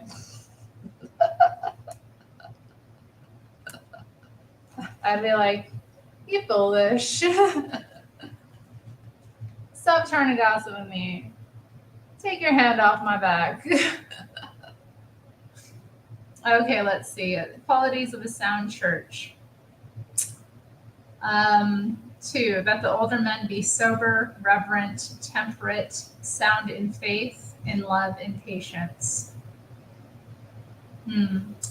Likewise, exhort the young men to be sober-minded, in all things showing yourself to be a pattern of good works, in doctrine showing integrity, reverence, incorruptibility. sound speech that cannot be condemned, that one who is an opponent may be ashamed, having nothing evil to say of you. Exhort bondservants to be obedient to their own masters, to be well-pleasing in all things, not answering back, not pilfering, but showing all good fidelity, that they may adorn the doctrine of God our Savior in all things.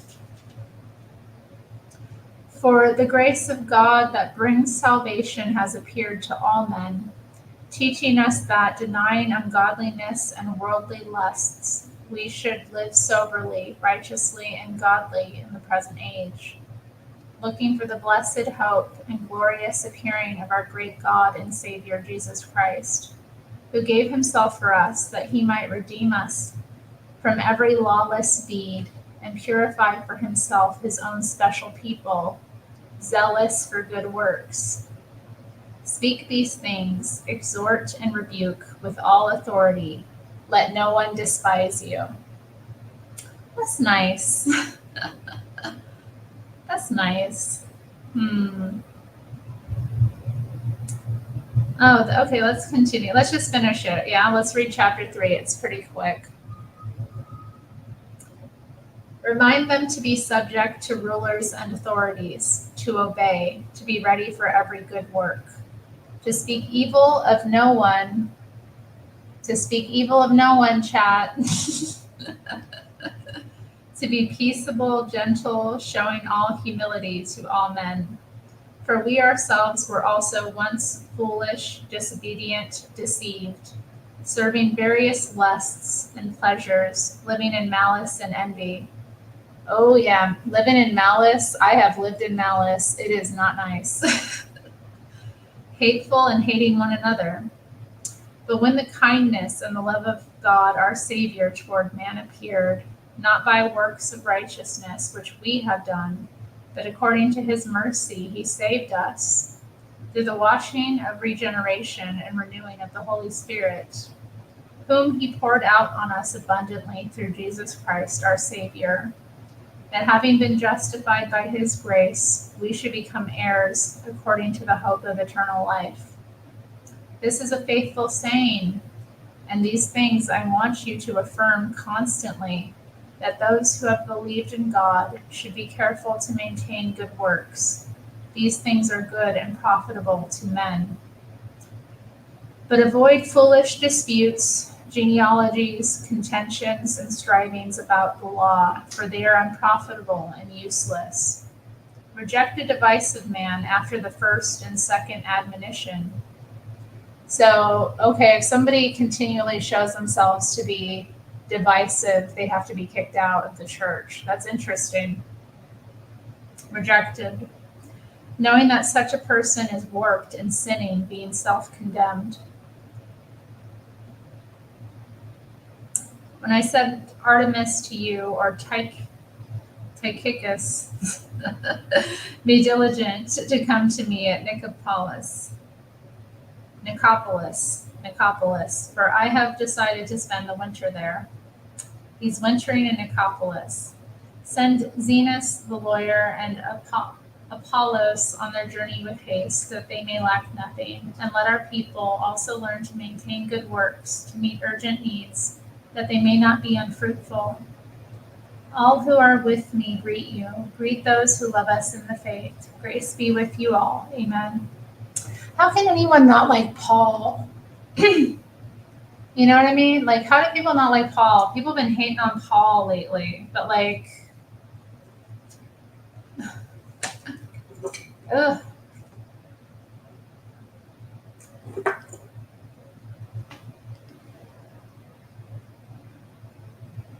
Oh my goodness. Oh my goodness.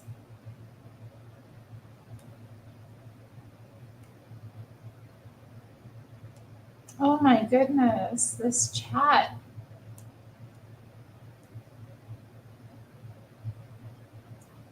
Mr. Mad, you need to forgive. Forgive.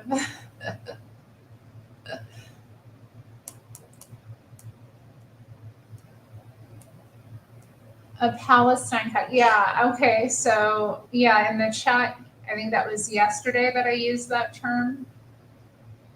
I said that I used to be a Palestine cuck. And then, yeah, you asked me about it today. It just meant, it was just, meant to be a funny term for somebody who, is kind of taking the Palestinian side in this current conflict. And, just based on my, hi, Play It So Fast. Play It So Fast is here. Welcome. Based on my, experiences growing up in a liberal household, I was kind of raised to believe that the state of Israel was not legitimate, that it was some kind of, colonialist project, and the Palestinian people are an occupied people. So I kind of carried that belief most of my life. I was, and then as a Marxist, definitely that's, you get involved in that, you're going to be expected. That's the line. You take on that belief. But really, I just don't have that perspective anymore. I've kind of had a change of heart about the situation for a number of reasons. I don't know if you want me to get into all of those reasons.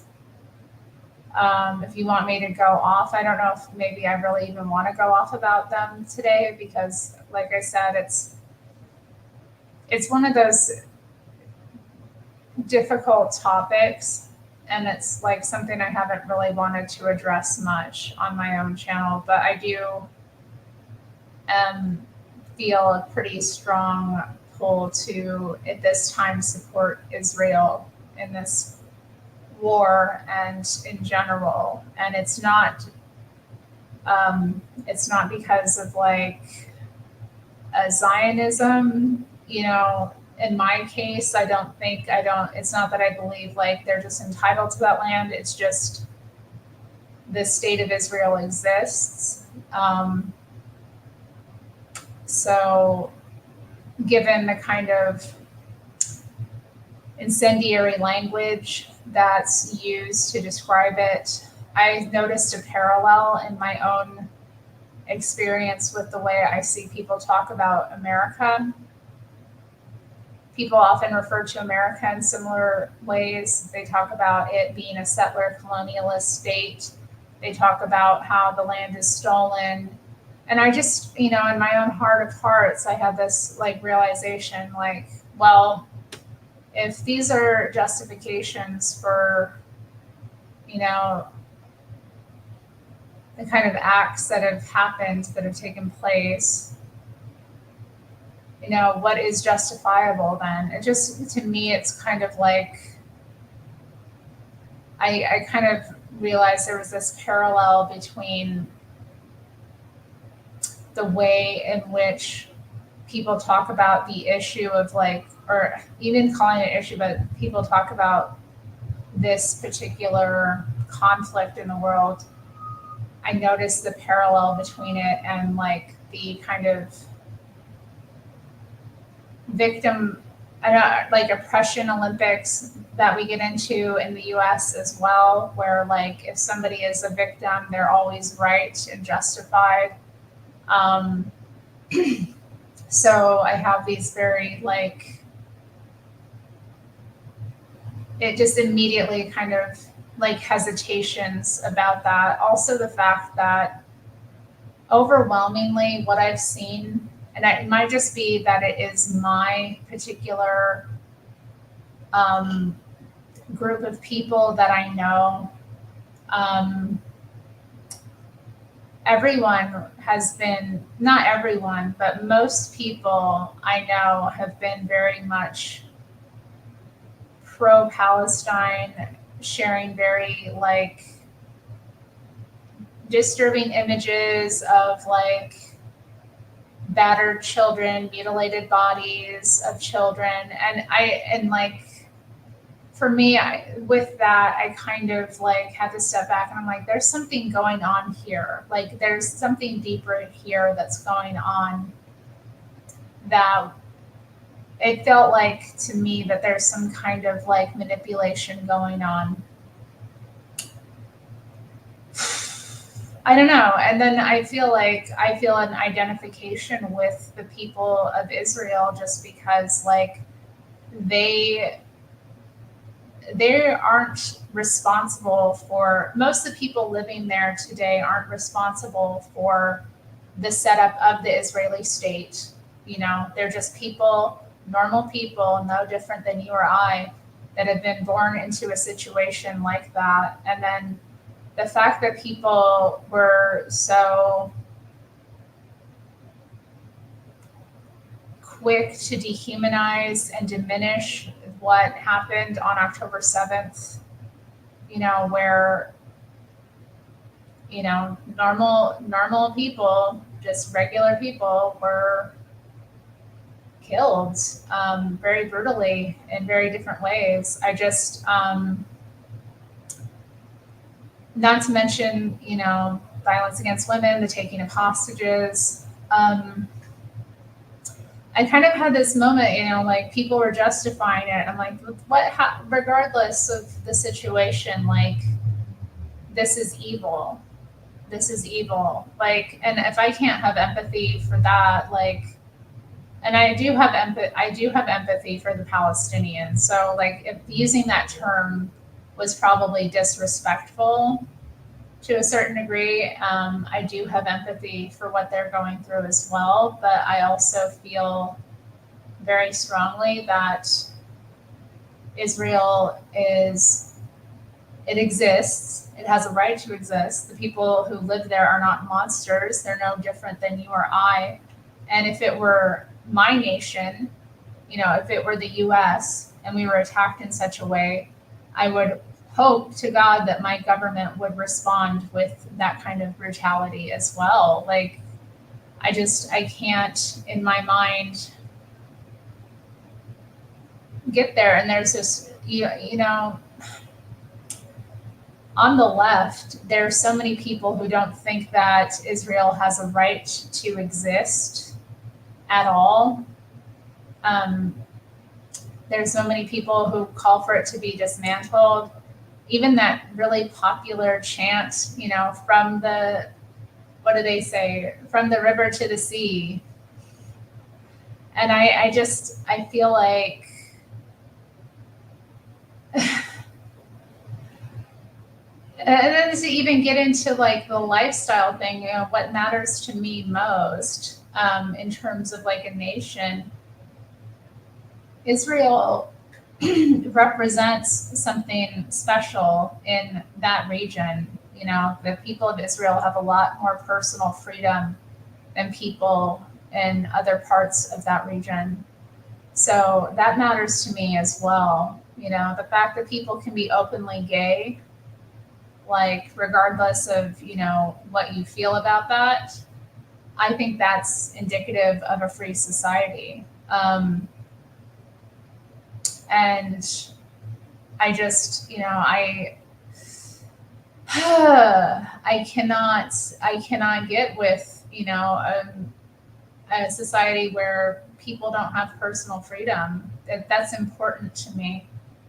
What else to say about it? I mean, I don't know. I don't want to get too salacious here, and sometimes when I communicate, I'm not as like clear. The thing that really tipped it for me though, like, was a couple of years ago, getting into one of, I talk about Morrissey a lot on this channel. I talk about Morrissey because I'm a Morrissey fan.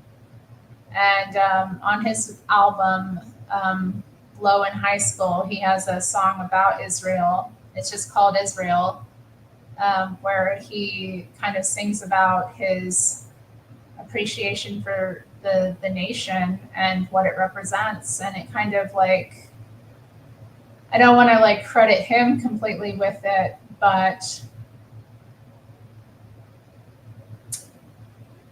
I just, you know, I kind of understood that like this this nation, it represents more than just,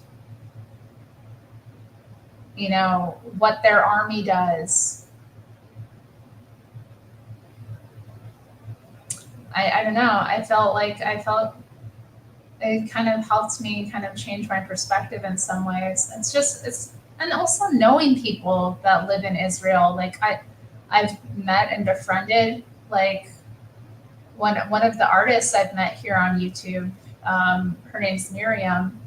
She was right that like I was in a live stream with her the day after October 7th happened, and it was really terrifying for her what was going on.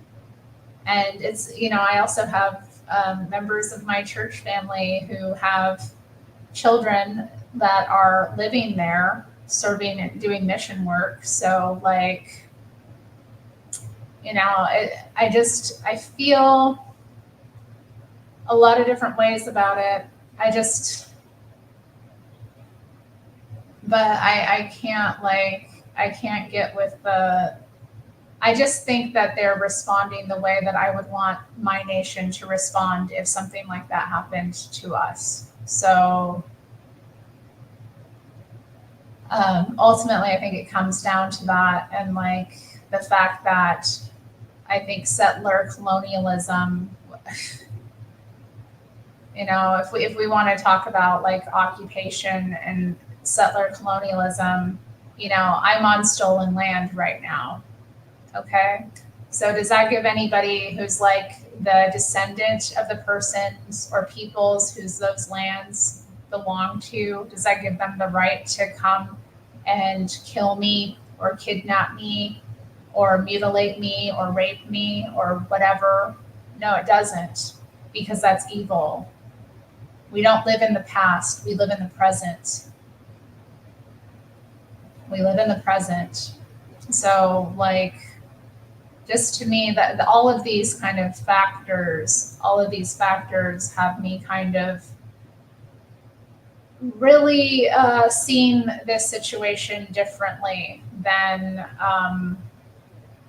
maybe I previously had. Well, I mean, I haven't caught up on this, Kiara. Hey, Kiara. But I think, yeah, good to see you in the chat. I have not, it's hard for me to keep up with the chat tonight. Y'all are going so fast. But I have not really delved into this yet. I felt like it might have been coming for a while. I didn't just, there was like conflict she had with Ben Shapiro a while ago. I don't know. Like, I don't know what to think about it, honestly. I need to look into it more. I don't know that I can give a really intelligent or thoughtful kind of response to that. Like I said, I like Candace Owens. I've liked her for years. I think she has a lot of like fire. And, I like her too. I am sympathetic to the Palestinian people. I'm not unsympathetic, but I also think they'd probably be better off if like Israel took over that whole region. I'm not cool with Hamas. I'm not cool with Islamic terrorism as well. Those people have, the people who subscribe to that kind of ideology, that belief system, like it's not in alignment with any of my values. So I think there's that as well. Like a lot of it has to do with the Palestinian government and the attitude of Palestinians towards Israel. Generally, I know that the thing is too, there's people of like different faiths that live in these lands. So it's complex, and I don't like to see war. But again, I feel like we're being manipulated in a lot of ways with this war, and they're pulling on our heartstrings and they're calling it a genocide, which I don't think is fair. Like, it's just, there's a lot of things going on that I'm kind of just like, I'm trying to be cautious and think of, I don't know. Maybe I shouldn't even talk about this. Honestly, it's not easy for me to talk about.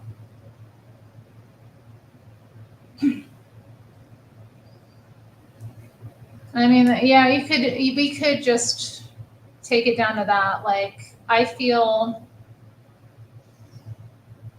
like this is something that I don't really have any power or control over as well. So, like, it's happening somewhere else. I'm not a part of it. Like, I could be emotionally invested in it, but that's the thing, like, people are so emotionally invested in it, and I find the, like, protesters here really disturbing and destructive, like, because they're constantly out for Palestine, and, like, they like, it's a mess. It's a mess. I don't,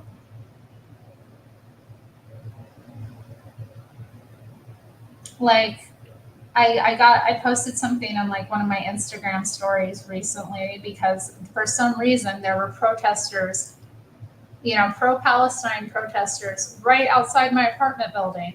Like, I don't know what the hell they were doing over here, why they were over here. There's not really, like, I'm trying to think, like, why are they over here? Is there, like, a business, like, or something that they're, like, but, so I posted something kind of like, I was having a rough day anyway. I'm in the middle of my work day. I'm in my home, working from home, and then I, like, hear this, and I'm just like, I look out the mirror, I look out the window. There's, like, a bunch of people just kind of marching along, and they've got the flags and, the noise and the, like, carrying on. I'm like, what is the relevance of this? What is the relevance of this?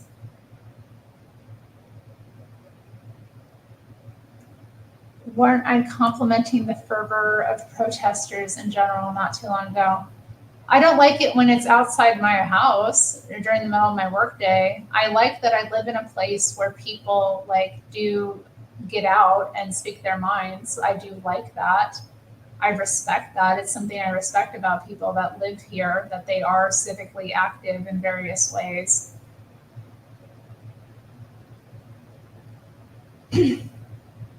No, and it's so exhausting too. Yeah, exactly. It is. I think I've got fatigue about it because I'm just like, I just see the humanity of everyone, and I like, what does picking a side do here, And Terry wants them to protest, but not when she's working. Okay, yeah, and I have to say I'm exasperated with these particular protesters because, like, as far as I'm concerned, they're deluded. They're deluded. That's how I feel. They're caught up. They're emotional. Like, I feel like they're,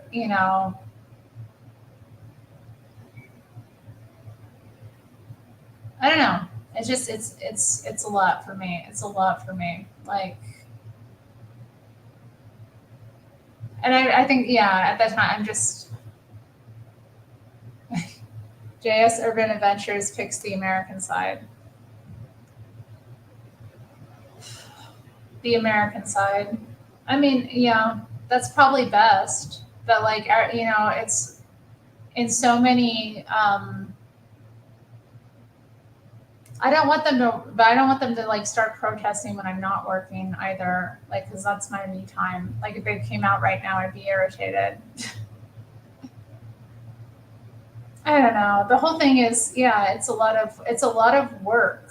It's a lot of work and emotional labor, and people are very caught up about it, and they get, like, very vitriolic and emotional immediately. Like, people I've had conversations about with it or about it with them, like, just in person on one-on-one, where I'm like, I support this. I'll just say something like, I support the state of Israel existing, and they'll be like, well, I don't like what they're doing, and, like, they've killed this many people. And I'm like, well, how do you even know those numbers are true? Like, you don't know. Like, this is the thing too. We don't know what's true or what's not true because, like, truth is the first casualty of any war. So what we're getting, it could be propaganda. We don't know what the numbers are. And they also, like, why are they always specifically naming the number of children? I find that really odd. I find that really odd. They're like, this many children were killed. And I'm like, in what other war do they like pimp the kids this much? You know what I mean? Like there's conflicts happening all over the world we don't hear about, but they don't lead with the dead kids. And like all these like left wing people on social media have no problem sharing gruesome photos of disfigured kids, and it's like meant to provoke an emotionally manipulative response, and that to me immediately is just like off-putting.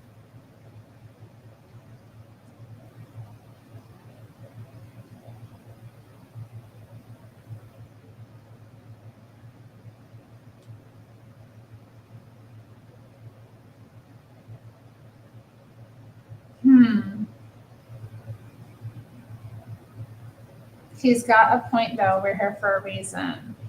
Are you talking about the American side? Yeah, it does. It does. I don't want to be like, I'm a woman, I'm emotional. I hate to see murdered kids. God, it's horrible. But I wonder, like, it just feels propagandistic to me. It feels wrong. It's like war porn. Like, here's some dead kitties. You better hate Israel now. Do you hate Israel now? Like, and I'm like, why, like, there's so many conflicts happening around the world that don't even get reported on. That's the other thing too. Like there's civil unrest, there's conflicts going on all over the world that we don't hear about. But this leads it, and it's like, why? Because Israel is an ally of the US, because the US sends money to Israel. Ugh. We are in America for a reason. I concur.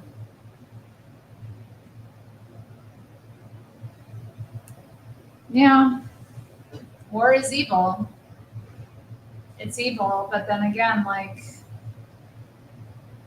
I said, if something like that happened here, you know, if something like that happened here, if the so-called original owners of this land, the original nation, their descendants came upon us with weapons and slaughtered us, I'd want my nation to retaliate. I would want America to retaliate against those people and wipe them out, because it's evil. We don't live in the past, we live in the present. And in the present, we have to contend with the fact that things exist. People always go, like yesterday, listening to Nick's show, people calling in and they're bringing up the 1940s. Like, how many people who were alive in the 1940s are even around now? How many of them are even around now? And how old were they then? Like, we're all inheritors of a world that, we didn't exactly choose, and we don't have really any control over where we get put on this earth.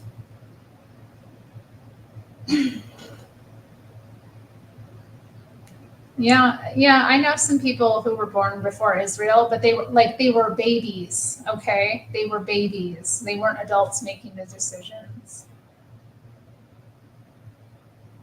Aw. Aw. That's sweet. Isn't that sweet? So yeah, I do need to look into the Candace Owens thing. Somebody was saying, was it JS Urban Adventures saying that she was planning to leave the Daily Wire? I kind of got that feeling too. Like, I was surprised she kind of came back to work as soon after giving birth as she did. And she's got, 3 kids now? I'd imagine she'd probably want to, do something different at this time. I mean, I'm sure she can work. I don't know. I'm sure she can work from home in some, I don't know. But still, I think that's probably part of it too. I don't think she'll be great. She will land on her feet. But I just think it's too bad because they do produce so much media, and she seemed to be doing interesting work with them. You know, like she did her series on like vaccines, and she did some other like documentaries and stuff. So I don't know. And it was nice to have like a female perspective on there as well. But she'll be fine regardless. She's got herself handled. Like she's gonna be the groiper queen now. I keep seeing this term. What does that mean? What is a groiper? Like I don't know what that means. I keep seeing people use it. I'm like, what? They're disingenuous, but what are they? What does that mean?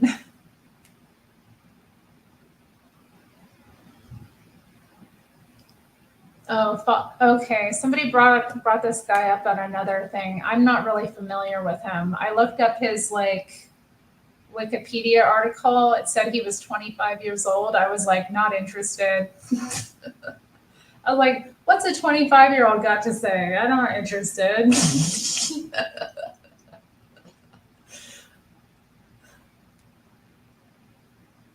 Yes, the rape of the Sabine women. You mean like when the Romans stole, the Sabine women for their wives?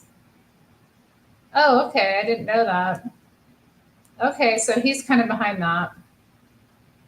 I mean, they didn't invent it.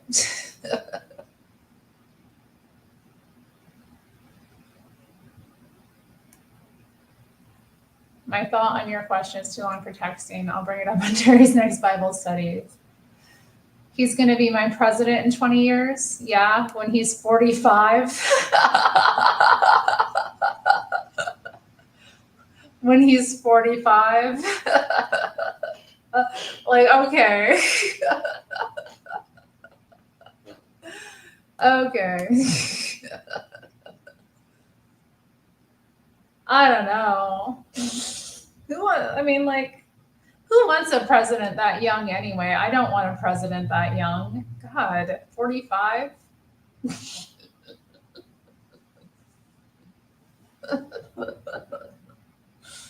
No. 45, like, yeah, you run for president, but you shouldn't be president. Maybe our country does need a young man for president. I don't know. Maybe it does. Maybe I shouldn't be so like, maybe it would be good, to have a guy in his 40s who's, still got some go in him and energetic and that kind of thing. It's been good for my church, we, the last pastor before this one came on was much older, and, this was right before I came on. I actually joined after him, but I was talking with some of the people, and they talked about, some of the people in my church, they talked about how they were really glad to get a younger pastor in, and he was like 40, 41 at the time. It's a laugh for the y'all stop.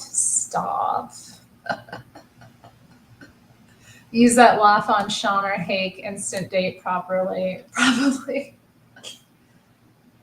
I get when Sean answers, I'm all like, Sean is way too young for me. Sean is much younger than me. He's not that much younger than me, but he's a baby, I don't really tend to date younger men generally. Like, they come around.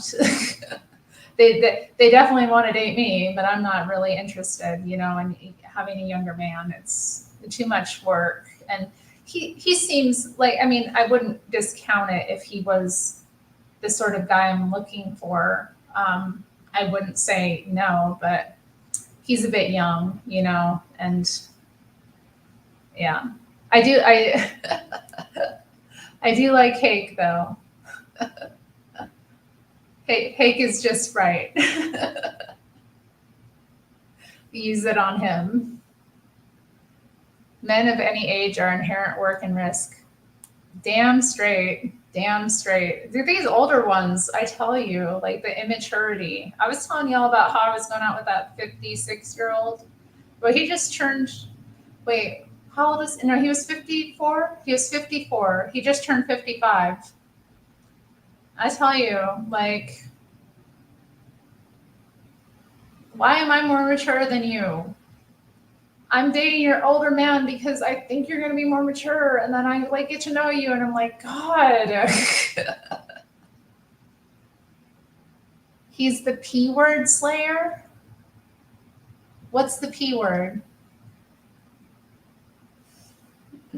He just right. He just right.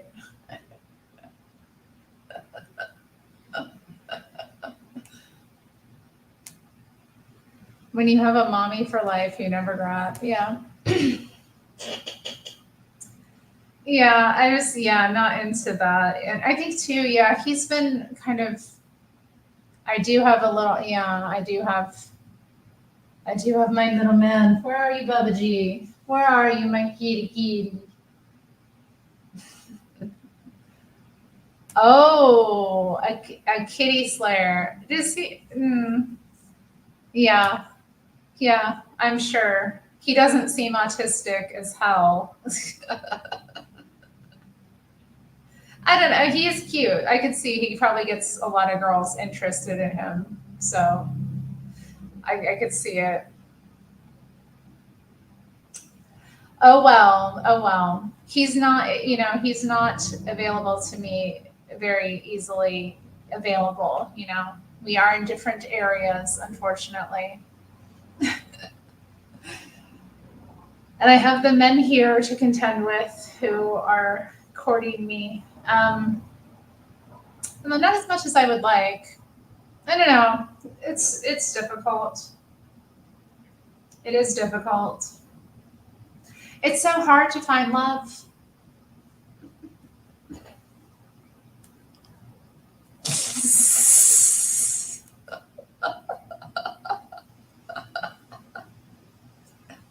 Which Roosevelt, Teddy or Franklin? Am I massaging my wrist? Yeah, they're a little swollen. There's a little bit of swelling in my wrist, so I'm massaging them. It's just nice to do. Teddy. Yeah, the land back people tore down our Teddy Roosevelt statue. At the same time, they tore down the Abraham Lincoln statue. It's still sad. I go over there and it's like this big marble stone with nothing on top. It just says Teddy Roosevelt. And I'm like, I liked that statue. He was on a horse. That would be Franklin. Franklin. I don't know. I wouldn't say he was a commie, but he was a socialist. No, they damaged it. It's not coming back. They're not going to put it back. It kind of like, and I don't think they're going to bring it back. They are going to bring back the elk. People are pissed about the elk statue, and apparently that was an accident. They didn't even mean to what happened was the elk was outside of where the justice, the courthouse, the justice department, and a jail. So they had their protests that they were doing there every effing day and night for months. And, they had all these barricades around the buildings. But anyway, one night were having it was so crazy. Apparently it was some kind of, I feel stupid even saying this, but it was some kind of hibachi situation, a little, barbecue they were having. And it got tipped over and it damaged the fire that was caused, damaged the platform that the elk statue was on. And Yeah, they had to remove the elk statue. So most Portlanders were like extremely devastated by the loss of the elk. Like, I know I was. I still am. I hate going over there and not seeing the elk. Like, iconic. But it's been in Salem, and apparently they're planning to put it back in. They just have to like repair the foundation. But anyway,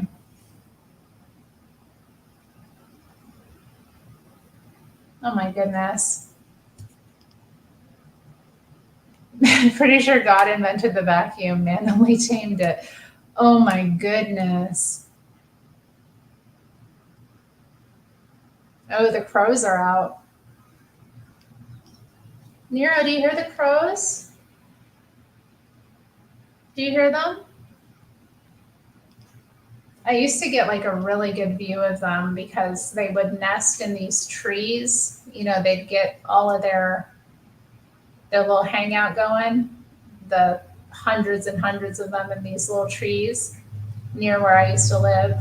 And then they'd take off in the sky, and you would just see like hundreds of all these crows through the air. I was in the I was on the top floor of the building, so I got a really good view.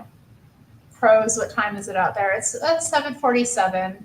I mean, the sun is just starting to set, so this is usually when the crows kind of take off across the sky. They're amazing. Like, I love when they, in the morning time, when they all like, I used to have them, they would be nesting in the trees, and just the way their little voices all together created this like really raucous sound. It was kind of terrifying but exhilarating. I loved them. I used to love like when I'd go to work early in the morning and I'd walk down that street and then just be like inundated with this like vibrating sound of this like crow noise. I just love them. They're so funny. So yeah, we have a good amount of them, and they love to come in the city this time, uh, do their little things. Terry definitely got. Oh yeah, yeah, I definitely am. I got a spider tattoo right here. Darkness. I'm into I'm into it. I'm into the goth things. I do love the crows though. They're just so special. They're such special animals. They're so smart and interesting and funny, and they're like, I don't know, they're just fun. They're just fun to watch. I love them. Matthew thinks goth girls are hot. She's a self-described femme fatale, whatever that means. Oh, you look mad. That's not a nice. Oh, I am. I am. I am. Why don't you find out, Tomas? Why don't you find out? I agree that ravens are cooler, but we don't have so many ravens in Portland. Where I grew up, we had a lot, obviously, a lot. Very nice. I really miss them, actually. And there's been this white raven in Anchorage now. There's been all these posts because I still like follow Anchorage pages and that kind of thing, but there's been a white raven around the city. So people like keep capturing photos of it and posting it. It's really nice. Yeah, I was watching some of those videos.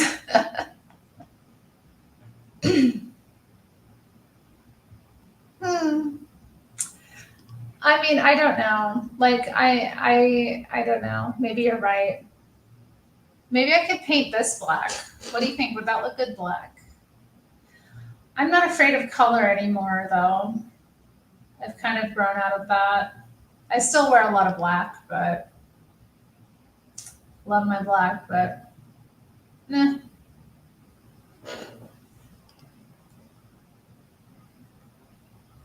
Ravens can talk a lot more and they're smarter. I mean, yeah, they're just a bit smarter and they can they're I don't know. I like them both. I don't want to get into that, you know. I don't want to get into like which animal is better. I love both. I love crows and I love ravens. No, yo, we talked about it last night and I worked all day. No, I have not sat down to watch this yet. And then I went live again this afternoon. Like, hey, Freddie. Fred's here. Hi, Fred. Real cult followers. Clown.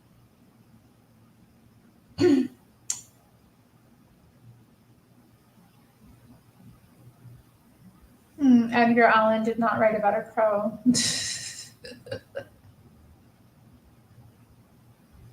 Hello, Jalen8. Not familiar with you. Hello. I don't want you to get banned over me. We need you on the battleground still.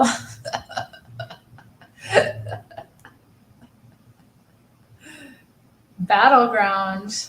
JC will vouch for Raven Gang. Y'all, I mean, I'm interested in scoping more info on ravens. I just find them interesting. They're big. They can speak. They can learn words. It's very exciting. Raven Simone. Raven Simone. Now that's a real one. I do love it. She's something else. Crows are beta ravens. Stop.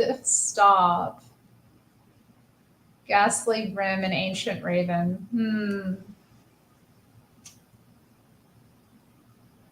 They're beautiful. I don't know.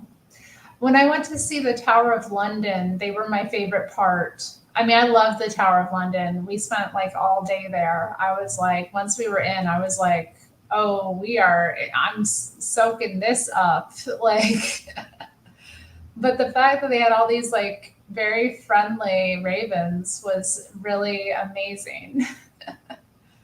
I kept like every time I saw one or would hear one, it was just so like touching. And also the funny thing about it too, like growing up with the ravens, I don't know, like I hadn't seen them in so long. Oh, we've done spooky tales. We've done some spooky tales. I've talked about like paranormal experiences I've had before. We might go into that again someday. Do you know what Frolic and Brian Goblin's Be Thine is? I don't like that. That sounds like a curse. That sounds like a curse. Why would I want to give someone up to the goblins? I've seen Labyrinth. I know how that goes. Raven Simone is an ultimate celebrity crush. I mean, she is beautiful. I will say that about her. Like incredible features, incredible eyes.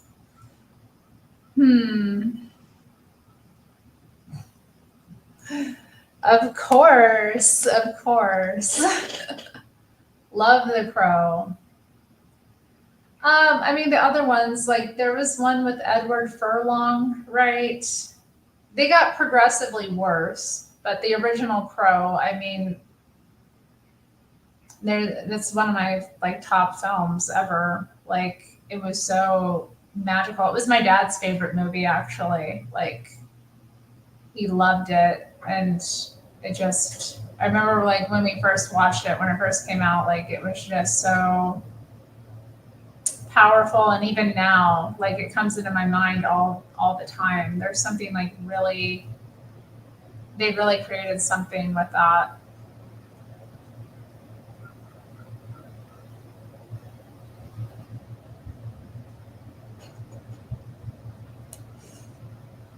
Well, they didn't have the CGI. Oh, come come over at that time. Okay. Nice. Yeah, I do like to pop in on IG and just say hi. I don't really stay there. I don't really stay there. But I like to pop in and like give them a bunch of hearts and like leave a comment. Mm. Yeah. Yeah, the soundtrack too is incredible. I got into so many like bands just from that soundtrack alone. Uh, and you know what? When I saw The Cure this year, or I guess it was last year. Last year was when I saw The Cure. But when I went to see them, they played the song "Burn," and I was like, "Oh yeah," feeling myself. No, I don't like Hot Topic very much. We didn't have Hot Topic when I was a young goth in Anchorage, Alaska. We had a little place called Subterranea, and it was a local place ran by a guy named Dan.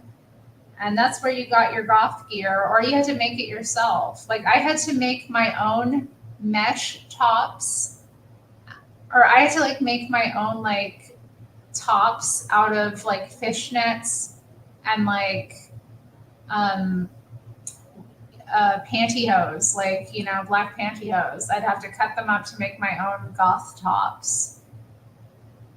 It was real. The struggle was real. Like finding the black clothing and like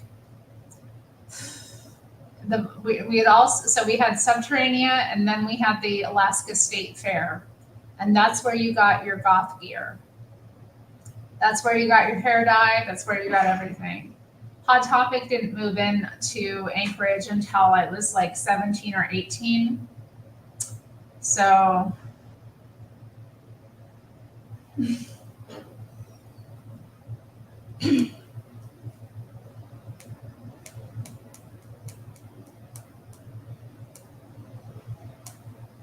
how would you rate my fit? Stop. This just a dress that I put on. Like it's nothing much. It's sparkly. I haven't worn it in a long time. I just kind of pulled it out of a pile of clothes and I was like, oh, I'll put you on. How tall am I? I'm 5'8", but I I like I've talked about, I am disabled, so I use a mobility device. So you can't ever really tell. I'm shorter than most people because I'm in that.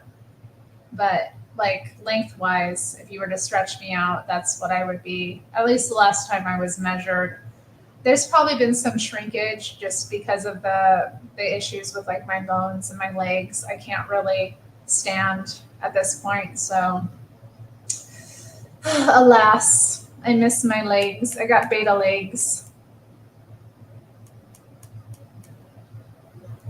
I know. Well, the Bible study ended. We did our table talk. We went through the 7 questions. Okay. Okay, but I'll ask you all a question if you want to get back to this. If you consider yourself a Christian, when did you first believe in Jesus? Did you figure following him would be easy or difficult? What have you learned about the cost of following Christ since then?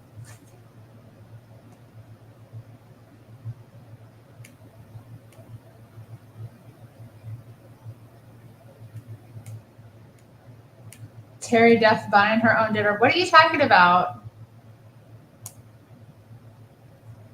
First off, on my own, I don't eat dinner generally. But if I'm out with a man, no, he gonna be paying. He gonna be paying. I'm not that kind of woman. Like, you don't take me out of my comfortable, creative, luscious world to go spend time with you if you're not paying. Just, it's not gonna happen.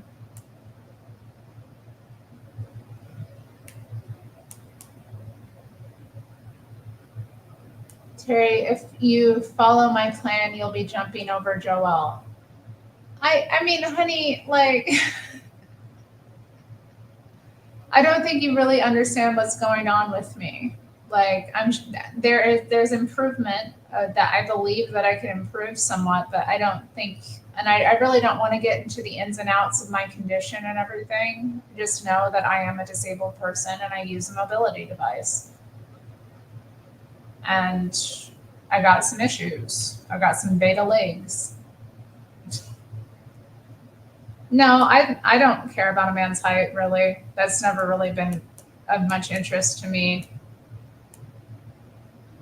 Well, I don't have to buy my own dinner. That hasn't been an issue for me.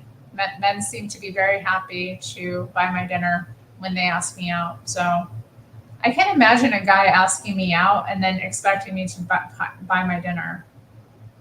Like, I don't know how I would respond. I might go crazy. The hell might come out of me. The hell might come out of me.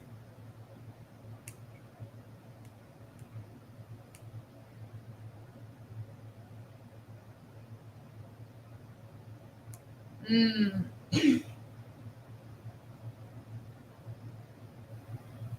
You were raised around the Bible. Do you remember when you were saved, or like did it seem to always kind of be something like you never really had an exact moment where it became your faith? Because I wonder that, like, I didn't grow up, my dad was not a Christian. Like, so the fact that I did get into it as a child and I did, I did get saved as a child, like, there was some conflict. I thought it would be easy, and it was not. It has not been. But then, I don't know. It's easier than not. I guess it's not easier, but it's easier than not.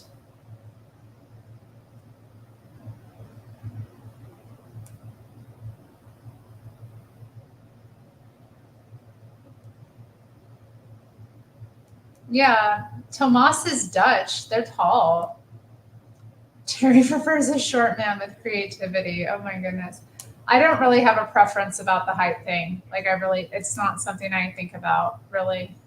It's not, to me, it's not something of like, it's not a reason to, it's not something that when I look at a man and I assess him as an individual, that comes into my mind at all. Like, if I'm going to be looking at him, like, would I want this man to like be a husband?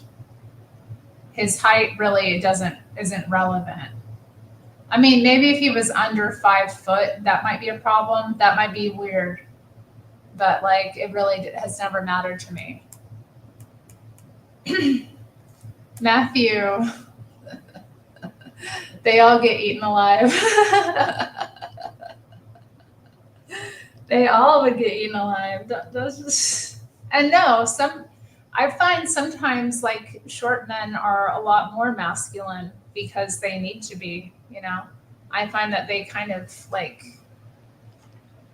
can be a lot more masculine.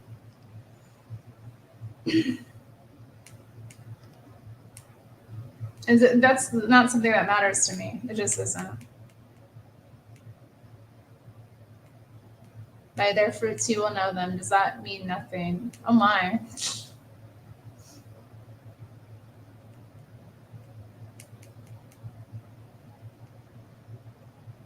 Is Hassan short? I didn't know Hassan was short.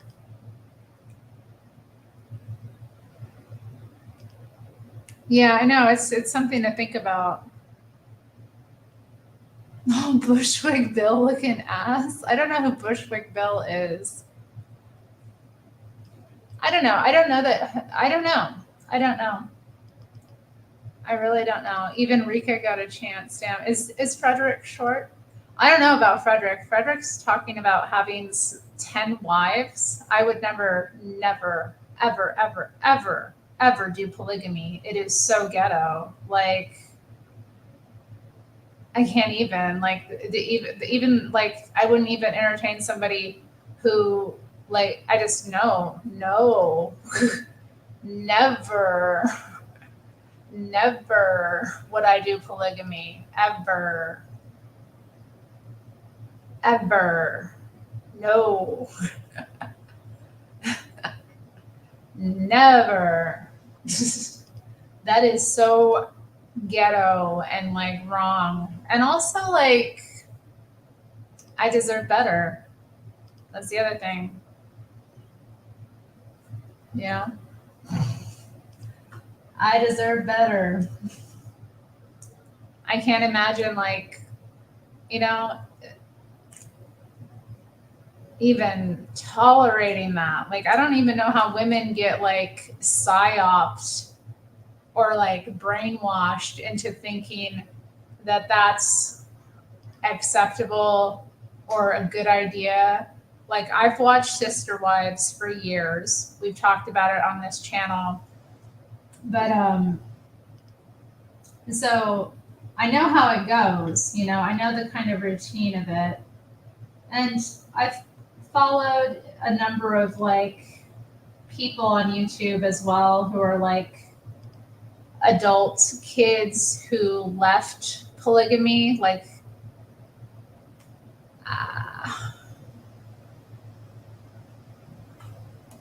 one man is better than no man.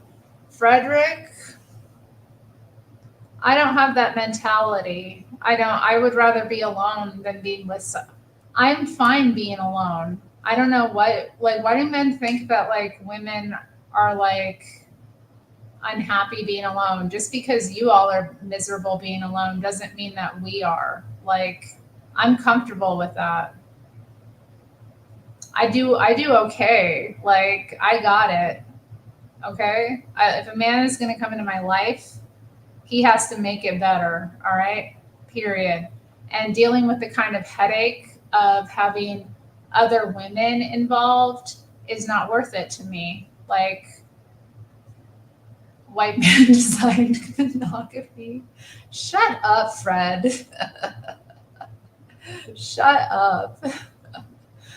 I'm fine being alone. Toxoplasmosis. Stop referring to my cat that way. You don't know about my brain. I don't have the symptoms of it. I seem to be doing fine in that regard. Although it is something interesting to look into because I've definitely met some people that you can tell are suffering from it. And they're people that usually have like multiple cats.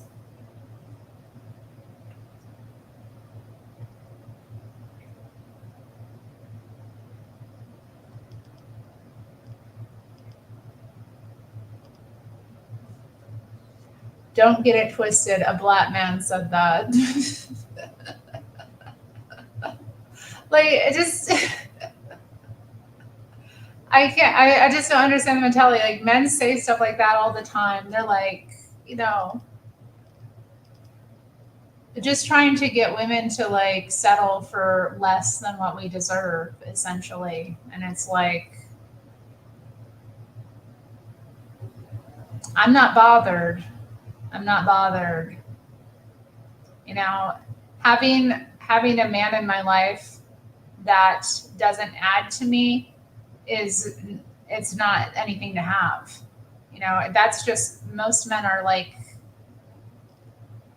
really unaware of like how they're even coming across with that nonsense. I'm like, no, having a man is not better than having no man if the man isn't worth having. If the man isn't worth having, he's not worth having. I have a symbol of Venus. It's a symbol of Venus. Men simped for the women and became monogamous. Oh, well, I'm not obsessed with felines. I have a relationship with my cat. We have a relationship as, you know, an animal has with its human, but they're not, yeah, cats aren't even like my favorite animal to have as pets, so. But my cat is my dude. You know, we've been through it together. We've seen a lot of things. We've got a good thing going on. I'm happy. He's happy. Most of the time. Sometimes he's unhappy with me. But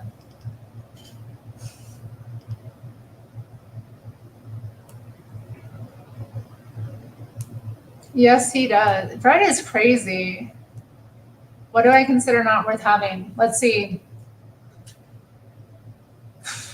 Um, there's a lot of things. A man that makes me feel like not loved and cherished. A man who takes me for granted. A man that is irresponsible with his seed. A man who is not honorable. A man who works less hard than me. You know. I mean, I could go on. There's so many examples of men that are not worth having.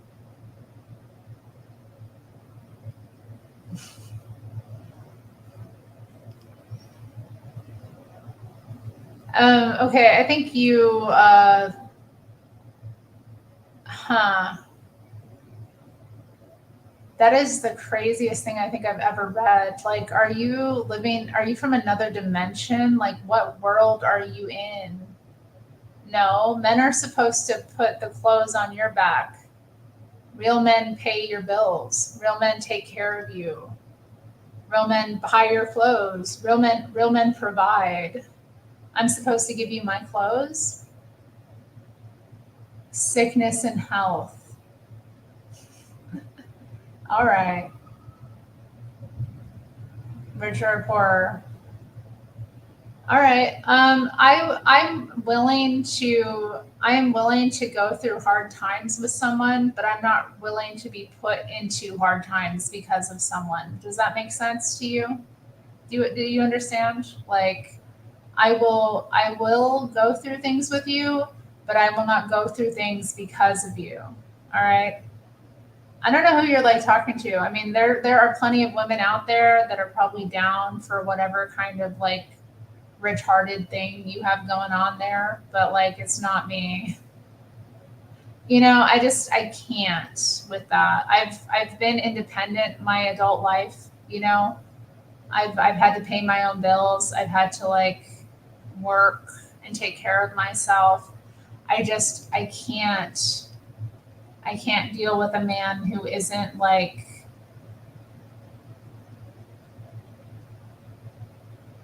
gonna make my life easier. I just can't. I cannot. Why bother? It's just gonna be more stress. You know, I don't want so many women get with men and they are completely depleted by them. You know, I see it all the time. I see women who are like sucked totally dry, and that is not going to be me. That is not going to be me. Mm-mm. This is my way to make my life easier. See, that's the thing too. A man shouldn't want to make his life easier. You know, anyway. A man should not be wanting to make his life easier, and he should not be looking at a woman and thinking she's going to make my life easier. That makes you a leech. That makes you a vampire. That makes you like, I'm not trying to be personally insulting. Like, go after what you want. There are dumbass women out there. I'm not gonna lie. They're out there. There are pick-me's. There are thirsty women. There are women who are desperate and hard up. But it ain't me. I would rather not. Like, I know they want their submissive little provider wife. They want to play video games all day, and then their wife come home and hand them the money, and then they go out and buy reefer with it, and who God knows what, while they're texting a million other women. Matthew, you got there to see those desperate women. You know they're out there, but nobody wants them. That's the thing. That's the thing. That's the conundrum. Like they're desperate, so nobody wants them.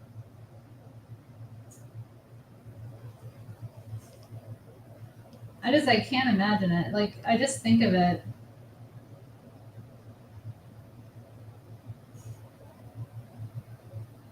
It ain't me. I'll be okay. Don't worry about me.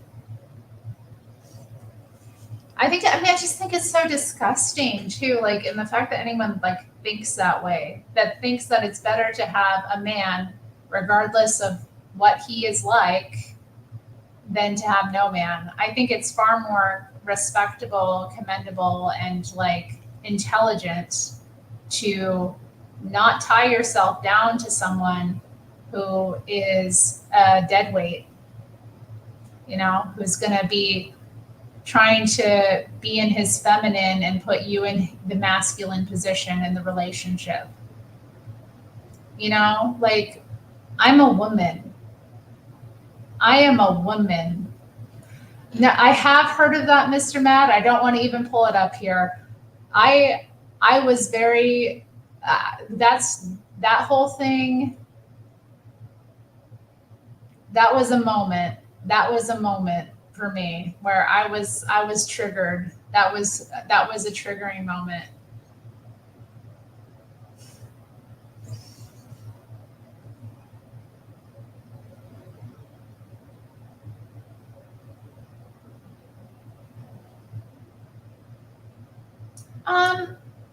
I think a few of them. I mean, when I've talked with it's not something that's really come up, but I would say there's some women that I've noticed, or I know a woman that's married to a man that she's towers over, and they're a very cute couple.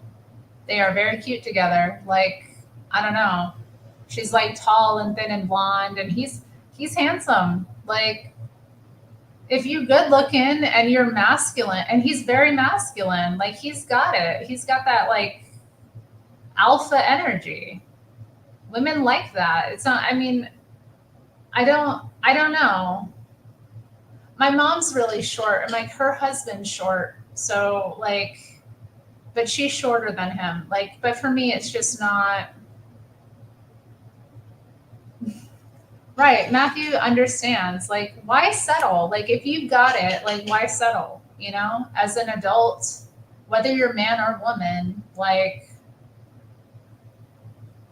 but we are not supposed to care about their weight. I think you should care about a woman's weight. I wouldn't recommend dating a woman that's like really fat. If she's got a little bit of whatever on her, like, but like, I think somebody who's like in the obese category should not be considered for dating. Like, I don't think I think she needs to get herself together. So you can care about a woman's weight. Would I go for Elijah Woods? I don't know. I never really was attracted to him. I liked Dominique Monaghan. I think he played Pippin. I had a crush on him when I was a teenager because he was on Hetty Wainthrope Investigates. It was like his first acting gig. And I love that series. I actually rewatched it a couple years ago. It's so good.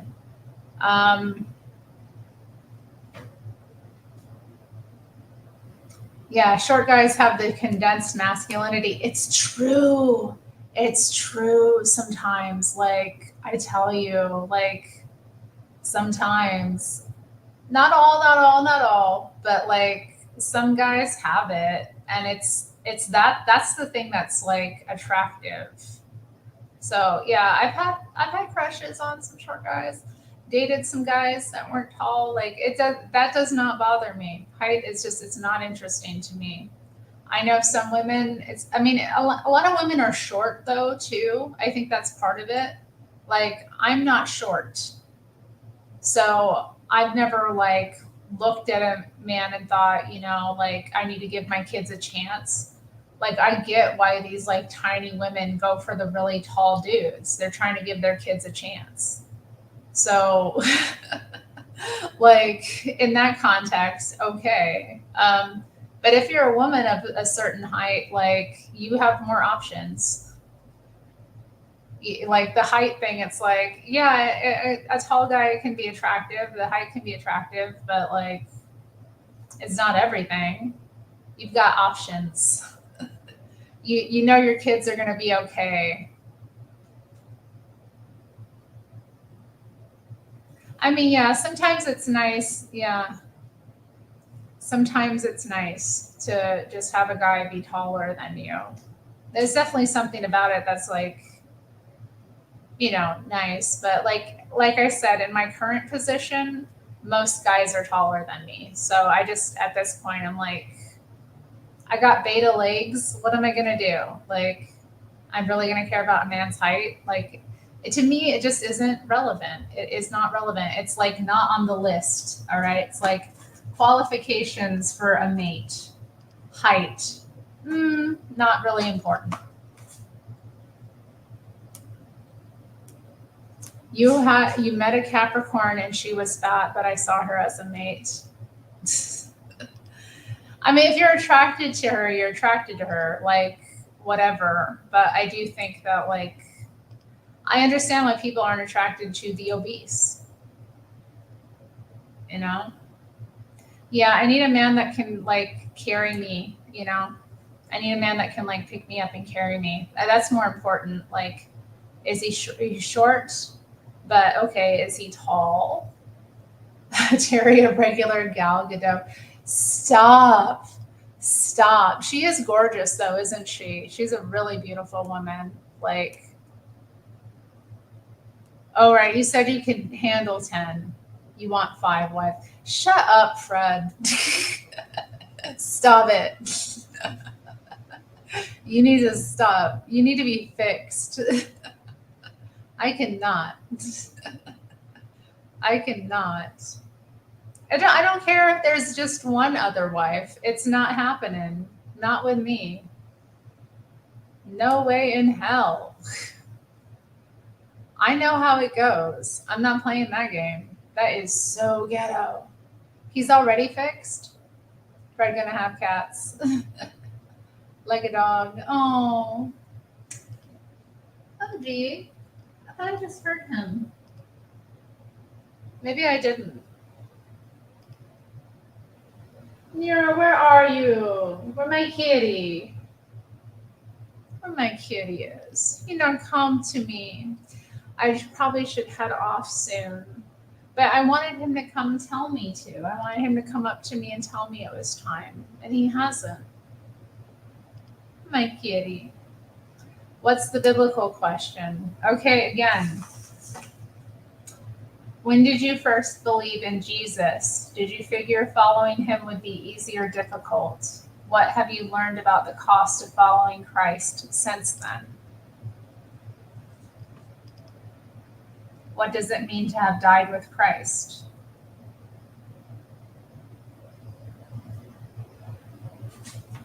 And we can read the biblical verse, and this is English Standard because I do have my Bible closed at this point, and this is just what they provided. But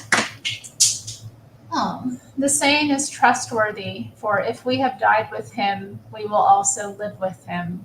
If we endure, we will also reign with him. If we deny him, he also will deny us. If we are faithless, he remains faithful, for he cannot deny himself. Remind them of these things and charge them before God, not to quarrel about words, which does no good, but only ruins the hearers. Do your best to present yourself to God as one approved, a worker who has no need to be ashamed, rightly handling the word of truth. 2 Timothy chapter 2, verses 11 through 15.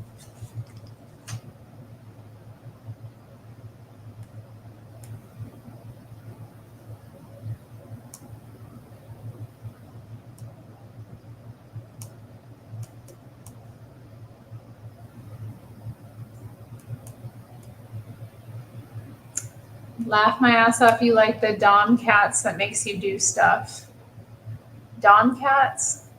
I love my cat. He's bossy. He's a bossy little bitch. I love him.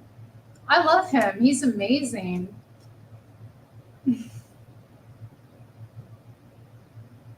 Oh, oh.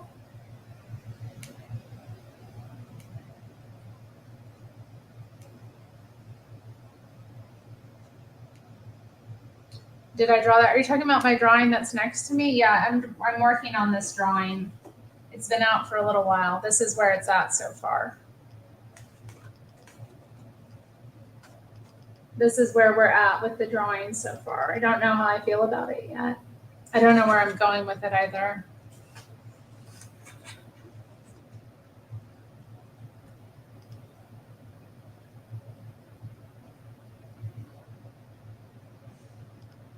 Bosco. Bosco. It's interesting you mentioned her zodiac sign as well. She was a Capricorn. She was not that fat, just overweight and sort of disabled. Well, I mean, a little bit of fat on a woman's body isn't a bad thing. I mean, some men like it. Some men like a little bit of, the softness of a woman. The softness of a woman is appealing to a lot of men. But oh, you think it's lit? Thank you. Yeah, I do pretty intense drawings. Like they get very intricate. So. Oh, his dog's retired. I love an old dog. That's all. I love animals. They're so wonderful. But yeah, I love when my cat's bossy. He's very bossy, but he's also very, protective and kind and sweet and loving and affectionate. I like that he has a will. He has a very strong will. I like that about him. I learn a lot from him.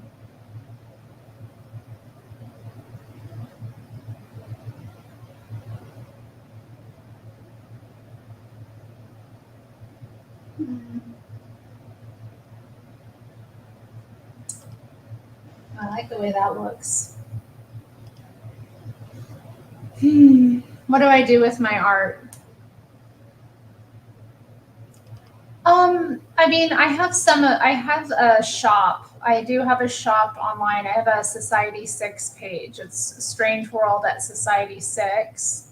So I do have some of my prints up there on different like items and also just prints for sale. I don't know. I mean, I don't do enough with my art. I definitely don't. It's kind of one of those things in my life that I would like to do more with it, but I'm not exactly sure what to do. I think I'd actually like to get some pieces in a like gallery or do a show. I was offered a show some time ago, but haven't really followed up about that at a gallery. I don't know. Yeah, I think I'd like to have it shown in some places. But I mean, at this point in my life, I don't have the energy for it, like all the time to pursue that. What am I charging for this specific piece? I don't know. It's not done yet. So I can't really say. I'd have to have it finished to know. But I mean, like to sell like an original piece of my art, one of these larger drawings, I would probably sell for probably like 350 for like the original piece. For a print, much less. So, take your pick. But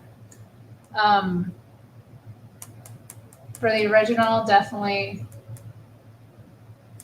be a few hundred.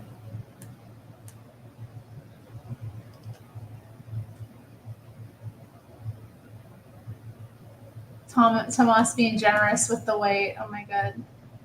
Simp of the weekend wants to buy it. Frederick, how can you be so cruel with me about my art? How can you say that? Like, I'm an interesting artist. I have like very incredible pieces in my collection. They're interesting. They're evocative. They're the kind of piece that you stare at and see all kinds of things in. Like, how can you call someone a simp for being interested in my art?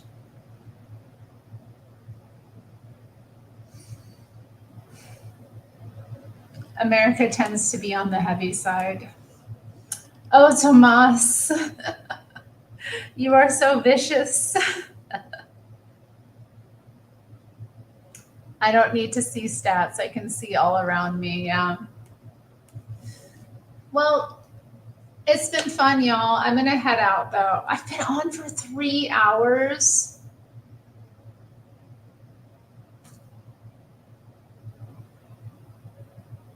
How does this happen? Like, I swear to God, I just sat down here like an hour or two ago. Like, and I look up here and it's 3 hours and 15 minutes into a stream.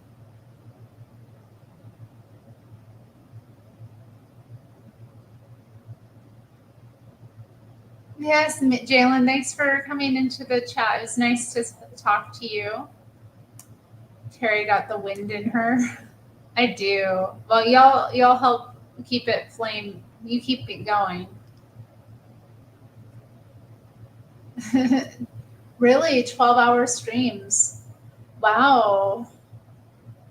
Adam does that. Adam Laura gets like that. He'll pull all-nighters. He'll be going like he'll go. I've had it like happen where he'll be on before I go to bed, and then like I'll pop in, and then in the morning he's still going, and I'm like, hey, wild. I'm not wearing any earrings. I'm actually not wearing earrings today. But yeah, I still haven't found the earring that I lost. Like, I don't know where it is. I think it might have fallen underneath the bed, or like, I don't know. But you would think, do I know what I'm drawing?